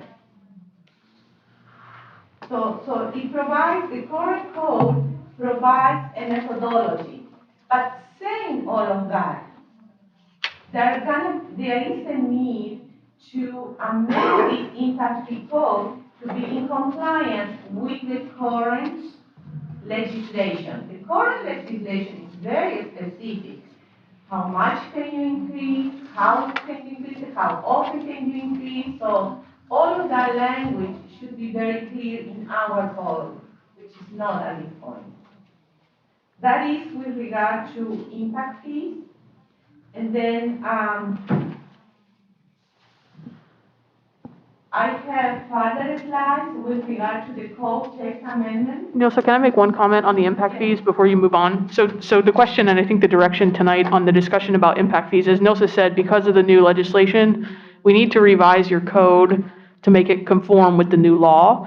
The question also for you, now that the legislature has passed another not-so-great bill for the municipality, is the last, as Nilsa said on that first slide, the last time you all did an impact fee study was in 2009. The new state law restricts you from increasing impact fees to those percentages, and it also restricts you in terms of time frame. So the question that I would pose to you tonight, in addition to what Nilsa has said, is now a good time to do another impact fee study to set new current baselines, knowing that in the future you're limited in terms of how frequently you can increase them and by what amounts? So that's the additional question for you tonight. Yes, ma'am. She was going so fast. I wish we had had this to read before we came to the meeting. It's just, because I don't know about anybody else. I would really like to understand this thoroughly, because I know how important it is, because I don't even know what the town's impact fee percentage is. And I agree with you.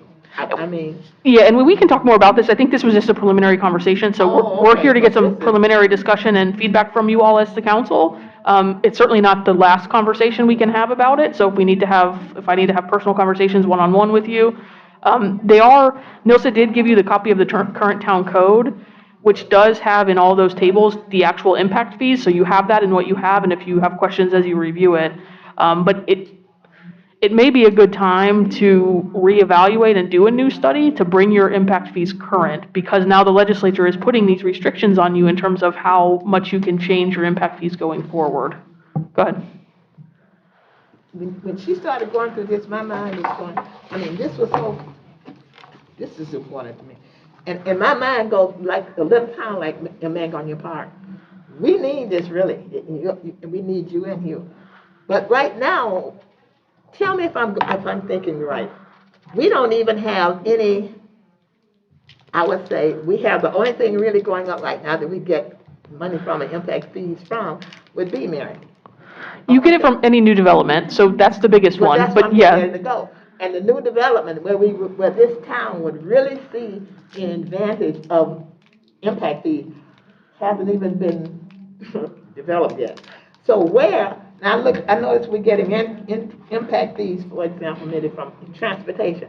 Where are we getting impact fees for transportation? They're based on that 2009 study that was done. So there's monetary amounts in the code that you have that are based on that 2009 study. Well, so now. That lets you know how I need to go back and read it, and somebody need to bring me up, because I mean, impact fees are something that you Just can an add. initial workshop, and we are here to listen to the council, and if we need to do a follow-up workshop and bring you more information, it will be up to the council, and, so we just would like to understand what other type of information do you need or analysis do you need with regard to impact fees. all the other. Okay. I So, need to read, I guess, I don't know about you all, but I have to.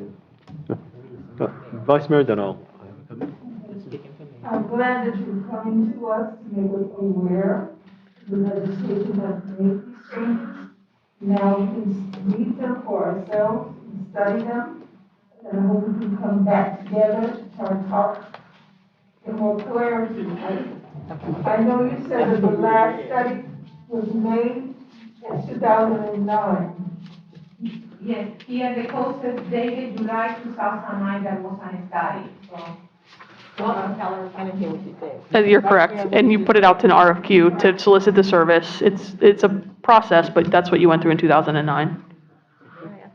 2009. Okay, well, if you clarify, then I'll come to you. Okay, I wanted to hear what you said. I didn't hear the vice mayor. Okay, I'm just saying that I'm appreciative that these facts are being brought to us, Mhm. so that we can review the legislative changes on impact fees and start being able to analyze where we are and what we need to do to come up to par. And what else did you say about 2009?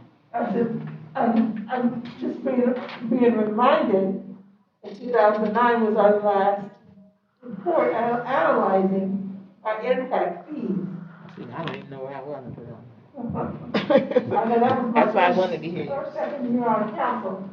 So we do need to have another analyzing, the analysis being conducted so that we can show what areas we need to come up to par. Now, within the next few months, before the statutory time frame is finalized.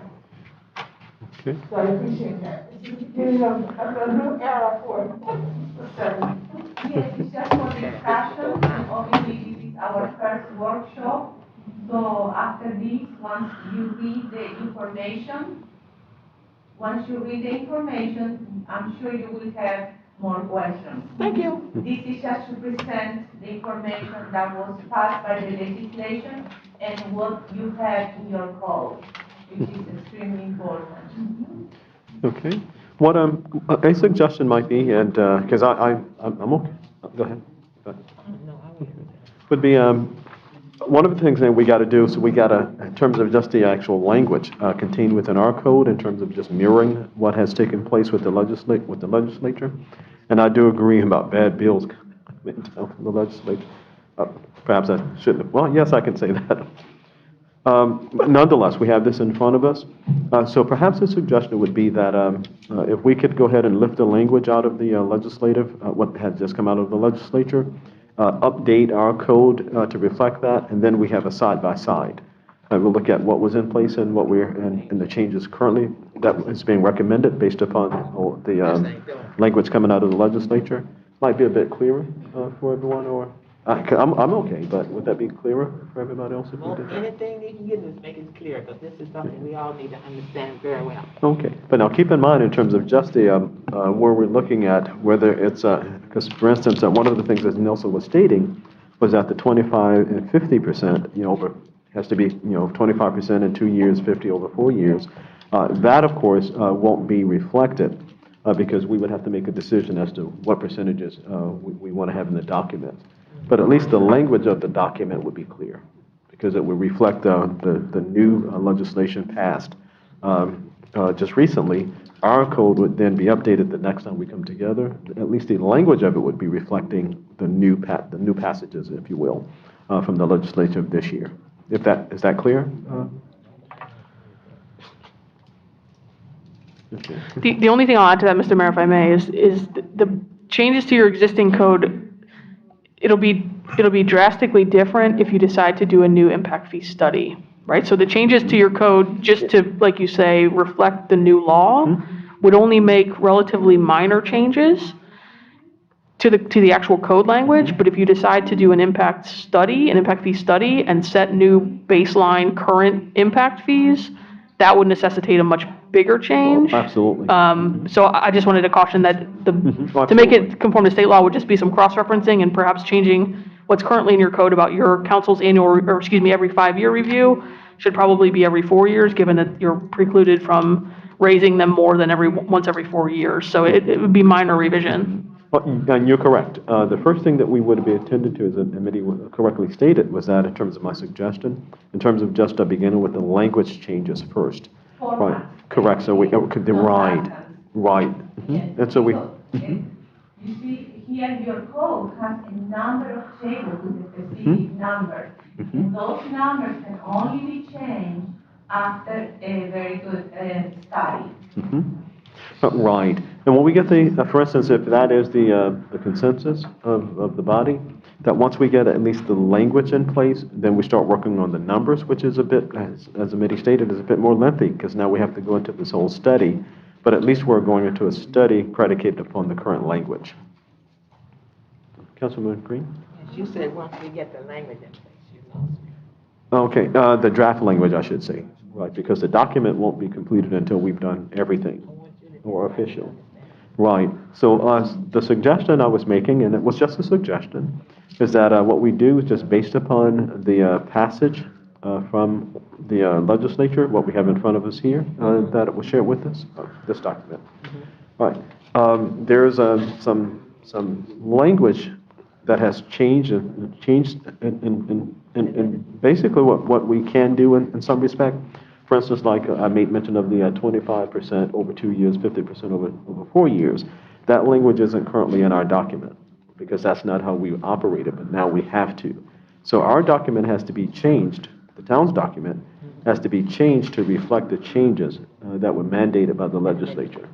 Right, so that next time we come together, that we'll have a draft document that reflects the changes before us, but then we also have to look at the actually doing the study in terms of, now that you have the language in place, what are the numbers that you want to put in as well? Where are we going to get that? Right, and this is what's currently in place.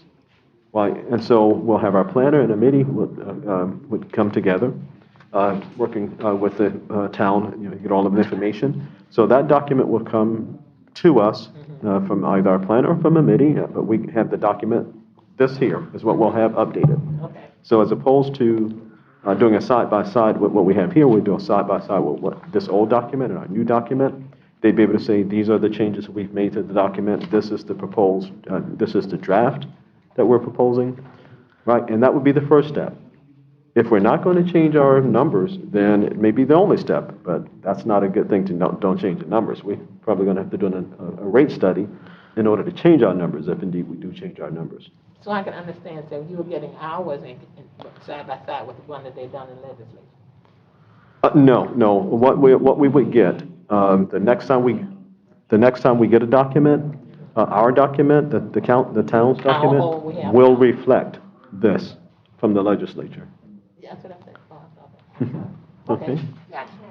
Righty, because I'm thinking that might be clearer for everyone to Our follow. document would have strike through of our old and written in Yeah. legislative adjustments that have been made. And then we would go through the study to determine what figures would be adjusted. Is that what you're saying? Right, that would be the first step. We'd correct the language, right, and we'd have, what you just stated, we'd have that in hand, so at least we got that part of it done. But it's up to you if you want to try and hold off on doing the language changes until we do the rate study and everything else. I was in agreement. Oh, okay. Oh, no, I'm just saying, so Do that. the line by line adjustment in one document first, Mm-hmm. is what you're saying. Then the second step would be have our study done and then be able to parallel figures that relate to what changes.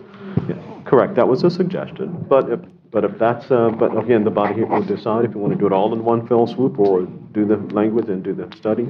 Okay. My other question is, who is responsible for conducting the study? Who evaluates what? It'll start with our town manager working in concert with our consultants, and then here, go ahead, Ken. Mr. Mayor, we would do an RFQ, solicit for proposals, run those proposals back, select the firm to do it, and then it goes out. Can I specific company? Yes, it's like there are companies that that's all what they do, impact fee studies. Okay, Councilman Smith? My question then, if necessary, then, since the board legislature changed the laws. We went from 2009 to 2021. What the time frame is, if we go from getting, the lanes worked on before we get into the price of the impact fee, what's the time frame to kind of draft everything up? Hypothetical, but we got some data to get through. Anybody know a time frame? Yeah, I can answer that, if Councilman Smith. So that, just to do the minimal revisions that the mayor has walked through, that's quick. That can be done, if not for your next meeting, then the meeting immediately thereafter, but that's quick. That's quick, it is quick. That, we go down like that, that's quick. Thank you. Okay? My second half of the question then, that part that we can do by next meeting, what's the time frame for the whole process? Because you gotta, do a study, and anybody can answer that question. I'll take a stab at it. We do the article revisions, and then we come back and decide that we're gonna, put it out on the sidewalk for proposals to do the rate study. Okay. And, that's gonna take probably 60 days to send that out, get it back, get the person selected. And I'm gonna guess they're gonna need 4 to 6 months to do it complete. Now, that might be on the high end. But, so, you could be well into next year before it's back ready to discuss to approve. That's reasonable. I think a multi-month process is certainly in order. The only other thing I'll add is the importance of thinking about doing a new rate study is that the legislature has severely limited you. So one of your options could be you just adjust your rates. They haven't been adjusted, I don't think, since 2009. You could adjust them up within the allowances that you have. The trouble is the legislature stops you from doing it retroactively. So you have to start at this moment and go up a certain percentage. However, if you do a new rate study and you establish new baseline impact fees, that may be significantly higher than your numbers now, and you may have the rationalization, which Nilsa said, that you can exceed those percentages if you make certain findings and certain showings. So because of the age of your last study, it could impact the numbers significantly. So I'll just request that you consider that. That's the importance of thinking about whether you want to do a new study, is that these numbers are 11, 12 years old almost now. So, and they haven't been increased, and you can't increase them retroactively because of this new law. One day, and this is my last question, I'll let you get to Councilwoman Green. We haven't had anything but residential. That includes my house being built in '96. Businesses coming in, daycares, stuff like that. But now we're kind of in a different ballgame now. When you talk about Americans coming out of the ground now. So, my question then, since we have new players in this equation, again, specifically, it would take about 4 months from start to finish to get everything in play and move it, and then go from there. That's ballpark. I mean, it will depend on the consultants. As Ken said, there are specific firms that do this, so their turnaround time, I can't give you an exact, but I think his estimation of four-ish months is probably a good one. 20 days, 20 days. I just, after I read all of these, I think it's important to kind of taking some steps, because you have a lot of projects coming your way. You are again, I will repeat it what I said when I did the comprehensive plan. This is a strategic location for Palm Beach County. I mean, Magnolia Park is strategically located. And I know that you will see more redevelopment and development, because every municipality is experimenting that. There are all buildings in some small parcels. One developer, they buy 2 parcels with all buildings, they demolish and they make a larger parcel and build larger buildings. And I know that this will happen here too. So I just believe that it's important to update the town impact fee. Councilwoman Green? you just, that's what I was alluding to when I was talking about the only impact fees I realize they've been up here longer than I have, that we are experiencing this Meritage, and I said that where are we getting impact fees from transportation? We're small, and Mangonia Park right near here, we are surrounded by municipalities and cities and jurisdictions that are experiencing a great impact fees. We are not. Just me, Mayor, correct me if I'm wrong, and I don't see no great development happens in the little Mangonia Park. That's how small we are. You mentioned experience in development and building. I noticed that even in your presentation. And you mentioned in these entities that were giving impact fees and different. Not Mangonia Park. Not yet. So I said that to say this.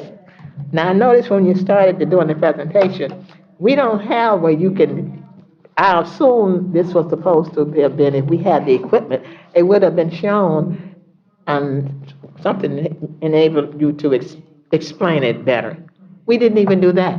So I'm asking just for me, if I had had this before you came to present it to us, I would have read it.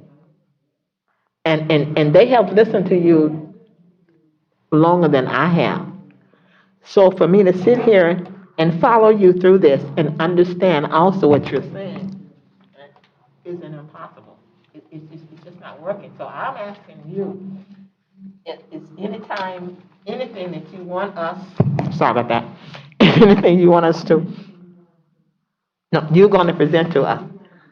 Email it. If they don't want it, email it to me. At least I can read it. And then I'll be able to understand and communicate with you better. I was glad when Mindy did and she brought up the legislation, because when I'm reading something, and all of us will, we read it and we look at legislation, we write it out on computers and we can find out what it's about. And it cuts down on time and questions, and it makes it clearer. Now, I'm the oldest thing up here. My mind is not as quick as theirs. So I just ask you to me, just email it to me so I can read it before we get in here. And I won't have to take the mayor's copy. All righty? Okay.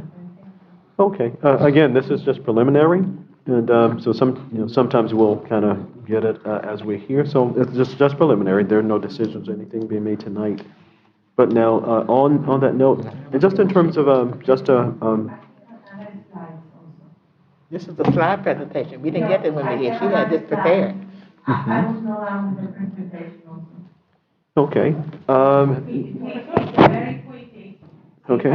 We were just, at the beginning, I mentioned there are two things for this workshop. One is the impact fee, and the other is the code text amendment. Mm-hmm. So, and staff, myself, I really will appreciate to receive some feedback from council. Oh, certainly. Or we can do another workshop. No, in fact, we'll find out in a moment. But what I did want to do, just before you move on to the next one, is that just for, not for conversation tonight, because we have to move to the next presentation, is a question first to Amity. If we decide, and I'm looking at the document from the legislature, on page 6 of 10, where it began to talk about the increases, the 25% and all of that. Just for consideration, if the town decided, well, these fees that you see reflected in our old document we've always had the position, well, we want to be business friendly, blah blah blah, and so forth, and attract businesses, right? And so the fees sort of reflected that. If we decided that, as opposed to going through a rate study, what we want to do is just add 25% to these fees, would we have to do a rate study at that point, or does this language here allows us to do the 25% without doing a rate study? So long as they're not retroactive, you can go up to the maximum percentage exceedance without the study. Okay. Now, there's nothing educated about doing 25%. It was just a question so that we can consider all things as well as we kind of go through. So, okay. Mm-hmm. Okay. All righty. I just wanted clarification on that. Okay. Go right ahead, Amit. I'm sorry. Nelson? May I ask the mayor a question? Mm-hmm. May I ask you a question? Mm-hmm. What you just said, to make sure I understand. So So our rate would be 25, and you're saying we don't need to do a study No, to decide what rate we are going to go, so that we've already done that. right. So that cuts down on a lot of, It eliminates the need for a rate study. Right, so if this Thank body you. here There we decided go. that we're just gonna take our current fees and add 25% to it, then we Mhm. don't have to do a rate study. Okay. We can do the document, have all of the numbers just reflect the 25% increase, and then we have our document, we've updated it. So that's a possibility, but but we would have to decide we would I do didn't that or finish. not. May I finish? Okay. And I'll just say this and I'll shut up. And I just want to get back to this.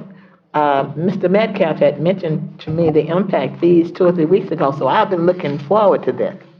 So that's why I made that statement. This was not, so with that, that's why I made the statement that we would have had plenty time to read this thoroughly before it came before us tonight. That was why I said that. She didn't just come with this tonight. This has been already in the hopper. Okay. Alrighty. Am I wrong? If I'm wrong, I apologize. Because Mr. Metcalf warned me that we were going to be talking about impact fees, right? Okay, I'm the only one knew we were going to be talking about impact fees? I'm sorry, I'm sorry, just a point of order so that we are getting addressed I was properly, and then asking we'll you. go to, I can't answer that. See, that's my point. No, let me be clear. When I said I can't answer that, I'm not sure when it would have gone out. That happens administratively, so that would be a question for Ken. No, sir, that's not what I said. I said I knew that we were going to be talking about impact fees. And 2 or 3 weeks ago, and the reason when I made that statement, that was to precipitate me saying that, therefore, it would have been better if we had had this in our hands to read before she got here, because we were looking forward to discuss impact fees. And then I said, because I mentioned that our town manager had warned me that we were going to discuss impact fees, and that's when I said, am I wrong? Okay. And you said, no, never mind. Anyway, I made a point. Okay. She requested an impact fee workshop, if you'll remember, a couple of meetings ago. Yeah. And we didn't have a date, and then we set the date for August 10th, and we asked your planner to cover impact fees along with the code text amendment. Thank you. Right. Go ahead. Oh, no. That's what she's referring to. Okay, right, and so noted. No disagreement with what was being said. When I said I can't answer that, I've just been, I haven't been focusing on this. That's why I said I couldn't answer anything as it relates to what was going on, what wasn't, so. We fine. Okay. We fine. All righty. Any other thing before we go back to Nelson? I just wanted to say, I think it's very important that we are all being informed at one time. Yeah. We can take the material that you've given us and study it. Thank And you. then we can come back. So Thank you. I appreciate the way this workshop has been arranged as is. Very good. Okay, so speaking of workshop, we'll go back to Nelson. Okay. Yes, the second part of the workshop has the title of Code Text Amendment Discussion on Code Text Amendment Discussion. So, the next slide, I just mentioned why it's important, are important code text amendments. So, number one is to make sure that we comply with our comprehensive plan. As you recall, we had a new and bright comprehensive plan that was adopted last year. So, once we have that, there are some provisions in our code that need to be amended to be in compliance with our comprehensive plan. The second reason why we need to do this is to comply with the state legislation. We just went through and saw that there are new legislation, so our code needs to reflect the new legislation.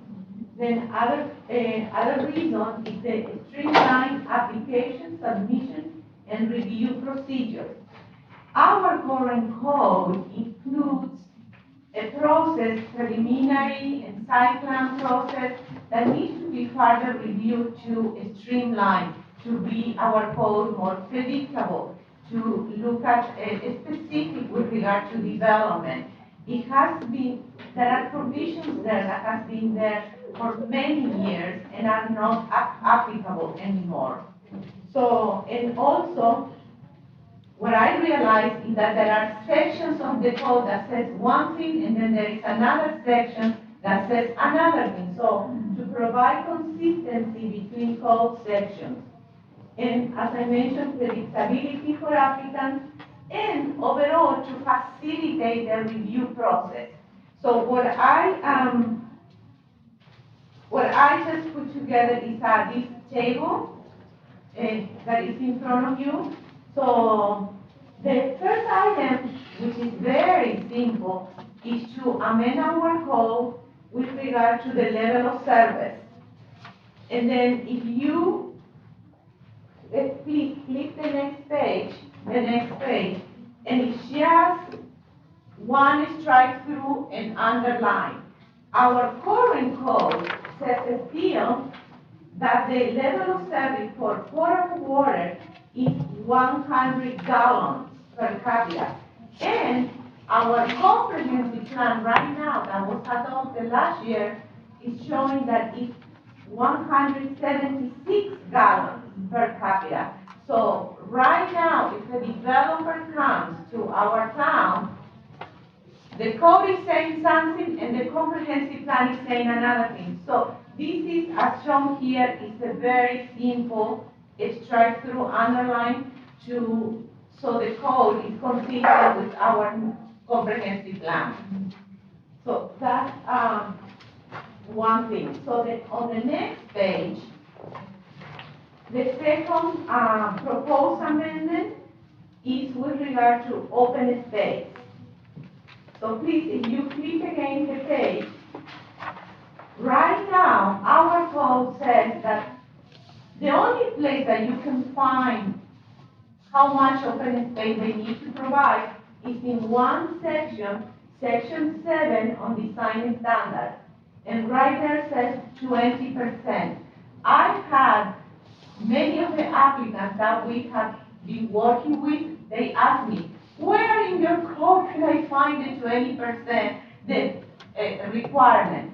So the solution, please, if you can flip again, is a very simple solution. Our code already has a table with all the requirements with regard to setbacks, building heights, all of that. So all what we need to add in the code is one more column with regard to open space. So when a developer opens the code, can find the requirements for each zoning district in this table. And that's, for developers are very important that the code is easy to find information. It's all in one place. So these are very simple solutions, basically something that is hidden in one section. If we just put it here on this existing table, that will solve that a lot of asking and a lot of questions from developers. That is showing being more business friendly, that's showing that we value their time, and that we are presenting predictable, code information. So that's just a very, again. Then the next one is a greenbelt. As you all are aware, we have many applicants that come in front of the Board of Adjustment asking for a variance for that greenbelt requirement. And let me tell you why they are asking that. So, if you can please flip again the page. So there is a requirement right now in our code that says that they have to provide everybody in every zoning district, they need to provide a greenbelt of 15 feet. Basically, we are not talking about setback, we are talking about landscaping around. Well, all the variances that we very often receive are on the industrial zoning district. And then, in fact, we have right now another application for a variance on the industrial zoning district, and I included the application here on the next slide. It's in fact, the name is Factory Direct. So, in all the industrial, and I have heard from applicants recently from Mr. George Gentile, and he's asking me, Nielsen, why is the Mangonia Code requiring 15 feet greenbelt on an industrial zoning? And I said, well, that's the way the code is, Mr. George Gentile. And then, and I included also his drawings. So anyway, and this is, we have a lot of properties on the industrial zoning. And although we are saying this again, we can bring as a proposal to the council. Although we are proposing is that on the industrial zoning, it could be reduced, the landscaping to 5 feet. We are not talking when it's adjacent to another industrial lot, because we had a lot of variance applications lately that they are asking please to reduce from 15 feet to 5. Once we get direction from the council to proceed with these amendments, I can provide further information with regard to each of these proposals. Okay. But right now, my goal is to present the problems that these code texts are for the applicants, and they are very easy to amend. So. Nielsen? And then the next one, yes. Okay. So that I'll forget, the 5 feet, just a quick observation. Yes. We have a business here now that has, and I guess if you count the berm, it's more than 5 feet. But when you were mentioning the 5 feet, it came to mind right away that if indeed we went to a 5 feet green belt, and they came in with an application to put up a fence, you're walking along a fence. So I don't know that 5 feet is. Well, that's what I mean. Yeah. I'm just saying we can discuss. Right, further. it was a thought, so, yeah. Something, basically for the industrial zoning, as a planner, my recommendation would be it needs to be further looked, 15 feet of green belt. The reason we are having so many applications for variances from that is because the code is not contemplating what is really happening on the industrial district. Yeah, and that was my, So yes. that's, usually it's not a good sign when we get very repeated variance requests with regard to one specific code section. So it's just a matter, let's look at maybe should be 10 feet, maybe it should be 7.5, so it needs further analysis, I would say. Okay. So the next one that we are proposing is the item 4, which is site plan. On section 7-3, we have site plan language, and it needs further clarification for preliminary and final site plan application. Right now, the code has a number of provisions there that in reality, we don't do that in the, for example, I'll give you an example. The process on the preliminary and site plan does not include DRC in the code. So if I am a developer, that is not on the code right now on the process. We need to include that DRC are a must. But we do it in the real life.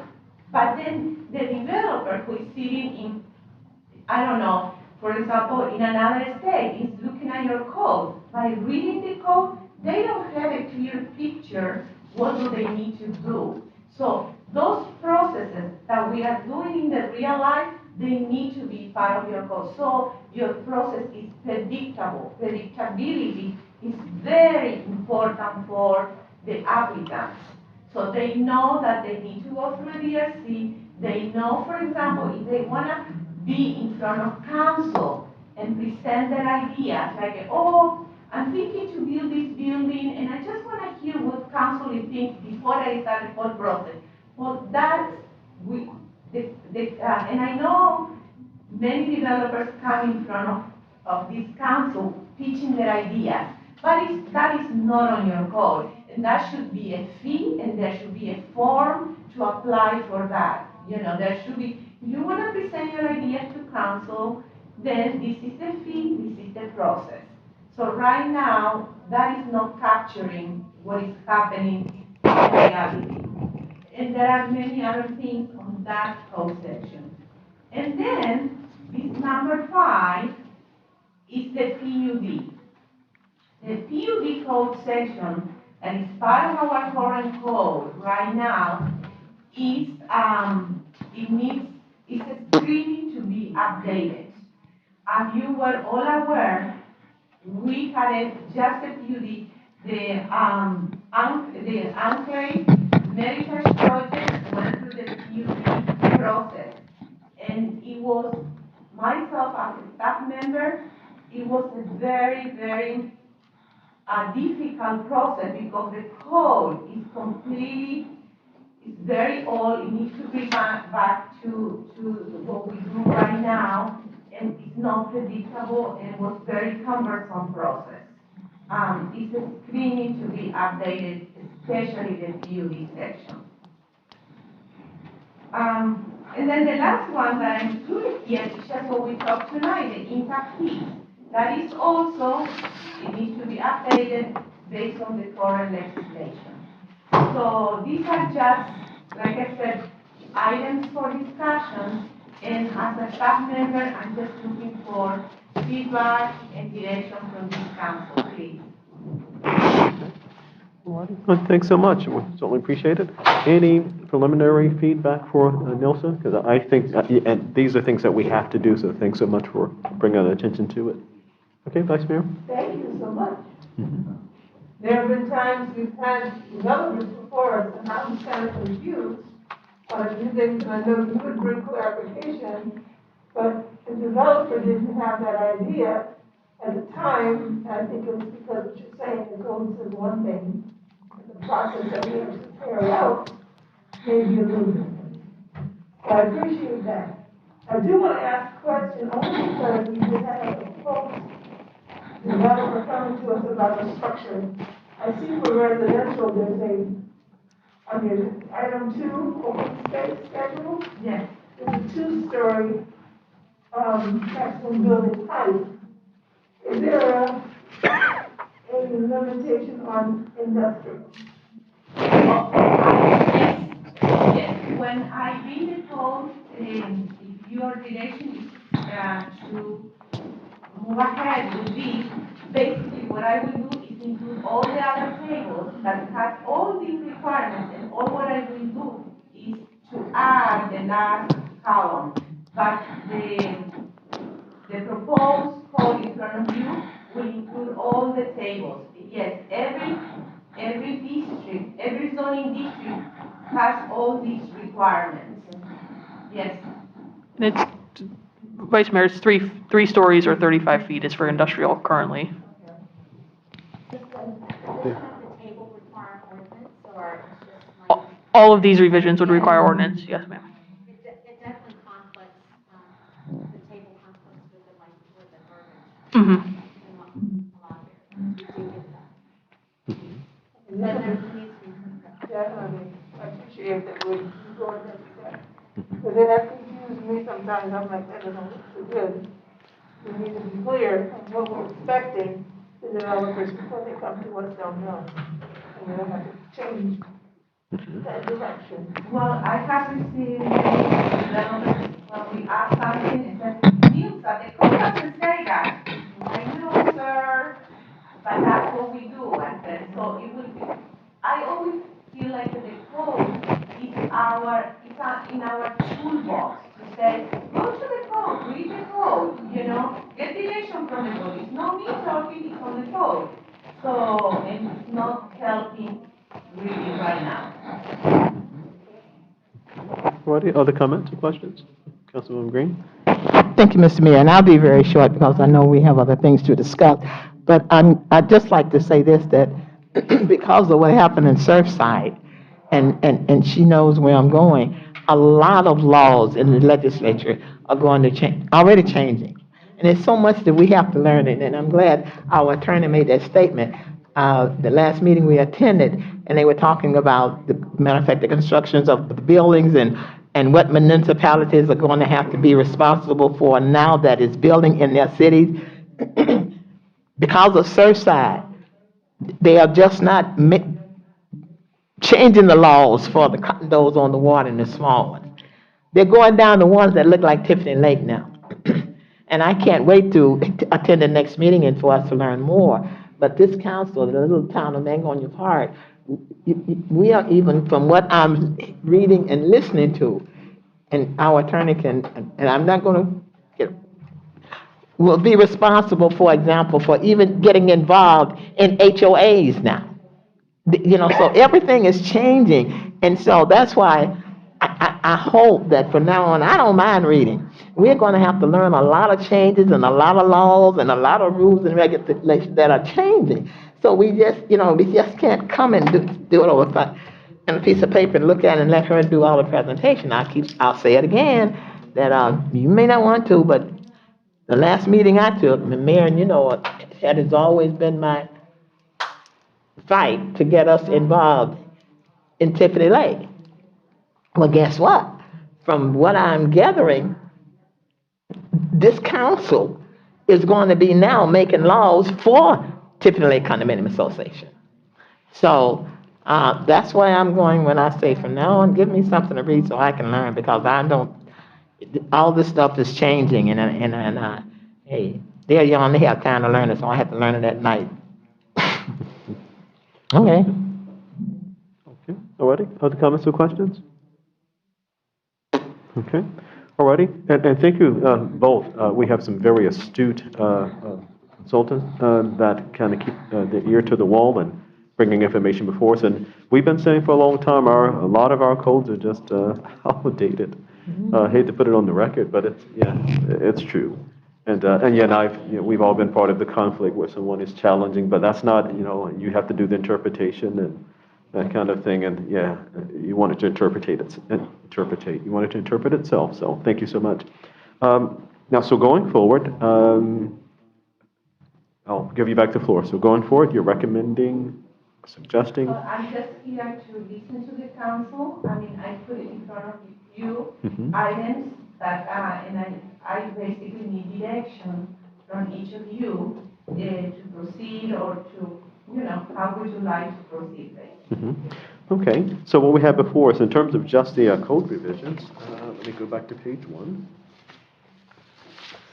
Oh, I'm sorry, I got it out of order, so bear with me. So there's 6. You gave me yours. 6, oh, it's okay, I have it here. Yeah, I just had it, just want to see the total number. So there's 6 proposed amendments to our code that you're right. And so in terms of just the priorities, if we were to say, well, let's sort of start working on these first 3. From the priority standpoint, you would identify your top 3 as being what? Some of them are very simple, like I showed already, that strike through and underline. The 3 first one, or basically the 2 first one, are very simple. One is already done, it's right there on the slide, just to add, instead of 100 gallons, should be 176 gallons. So that is just, obviously we would need an ordinance and all of that. So, and then that's extremely simple. And then the second one is just to add a column to that table, which is also very simple. And that will solve a lot of asking questions. And so the third one, we can bring back for another maybe workshop to talk about the green belt. I can look further into, what could be and propose something. So, and then the site plan and the PUD are more intense, and I really would like to have some kind of strike through and underline, look further into it. And I would love to sit down with the town attorney and the town manager and the town clerk to look at those proposed language because we are always on those DRCs, we are always So and then we discuss it between the staff and then propose something to the council. Okay. Okay, so from our standpoint, and I agree with that, because what we want to do is just have it presented to us. We get some drafts ahead of time, and that we have a chance to review it, then it's presented. The one thing I was trying to make sure we didn't do is have like 6 ordinances in one night, putting before the public. Sometimes that's sort of over. We go little by little. Okay, so what we'll do then, we'll sort of just remand that to administration to work with both you, Nilsa, and Mitty, and then you determine, because you set the agenda, and so you kind of determine when we're going to be getting things in, so that we get our draft to review, and then we set the agenda. So we'll leave that up to you, and so all you need from us is the yay or nay. And yay, we need to update. So, righty. So Ken, I'll be working with the 2 of you. Okay. Thank you, sir. Alrighty. Thank you so much. Okay. No, certainly. Okay. Anything else, Nilsa? Thank you so Okay. Thank you. We appreciate it. Okay. We have information to digest, and just kind of keep in mind too, as it relates to going back to the first presentation, how you wish to proceed, or at least to direct our staff and our consultants to proceed in terms of our fee schedules. If indeed you want to do the 25%, again, there's nothing educated about that, other than just a sentiment that, well, we haven't updated in a long time, and we feel that 25% is would sort of make up for the increments going forward. We can't go backwards. That's the only rationale for it, I guess. But so again, it's not educated, but you let us know as a body how you want to proceed with it, just for thought. Okay. So anything else as it relates to what we've discussed here tonight in the workshop? Now, are we to bring our process to town manager to relate to the issues that have been brought to us tonight, so that he can take that on too? Yes. Other processes? Yes, that is the proper way to handle it. Make sure that we stay clear of any kind of ethics violations and so forth. Yes, work with Ken, who will get it to the consultants who will be working on it. Absolutely. Yes. Thank you. Okay, certainly. Okay. Any other questions or comments? Okay, hearing none. I think that was all for this portion of the workshop. Is there a motion for adjournment? Is there a second? Second. Has been properly moved and seconded. All in favor, aye. Aye. Opposed, same sign. Thank you so much. We'll see you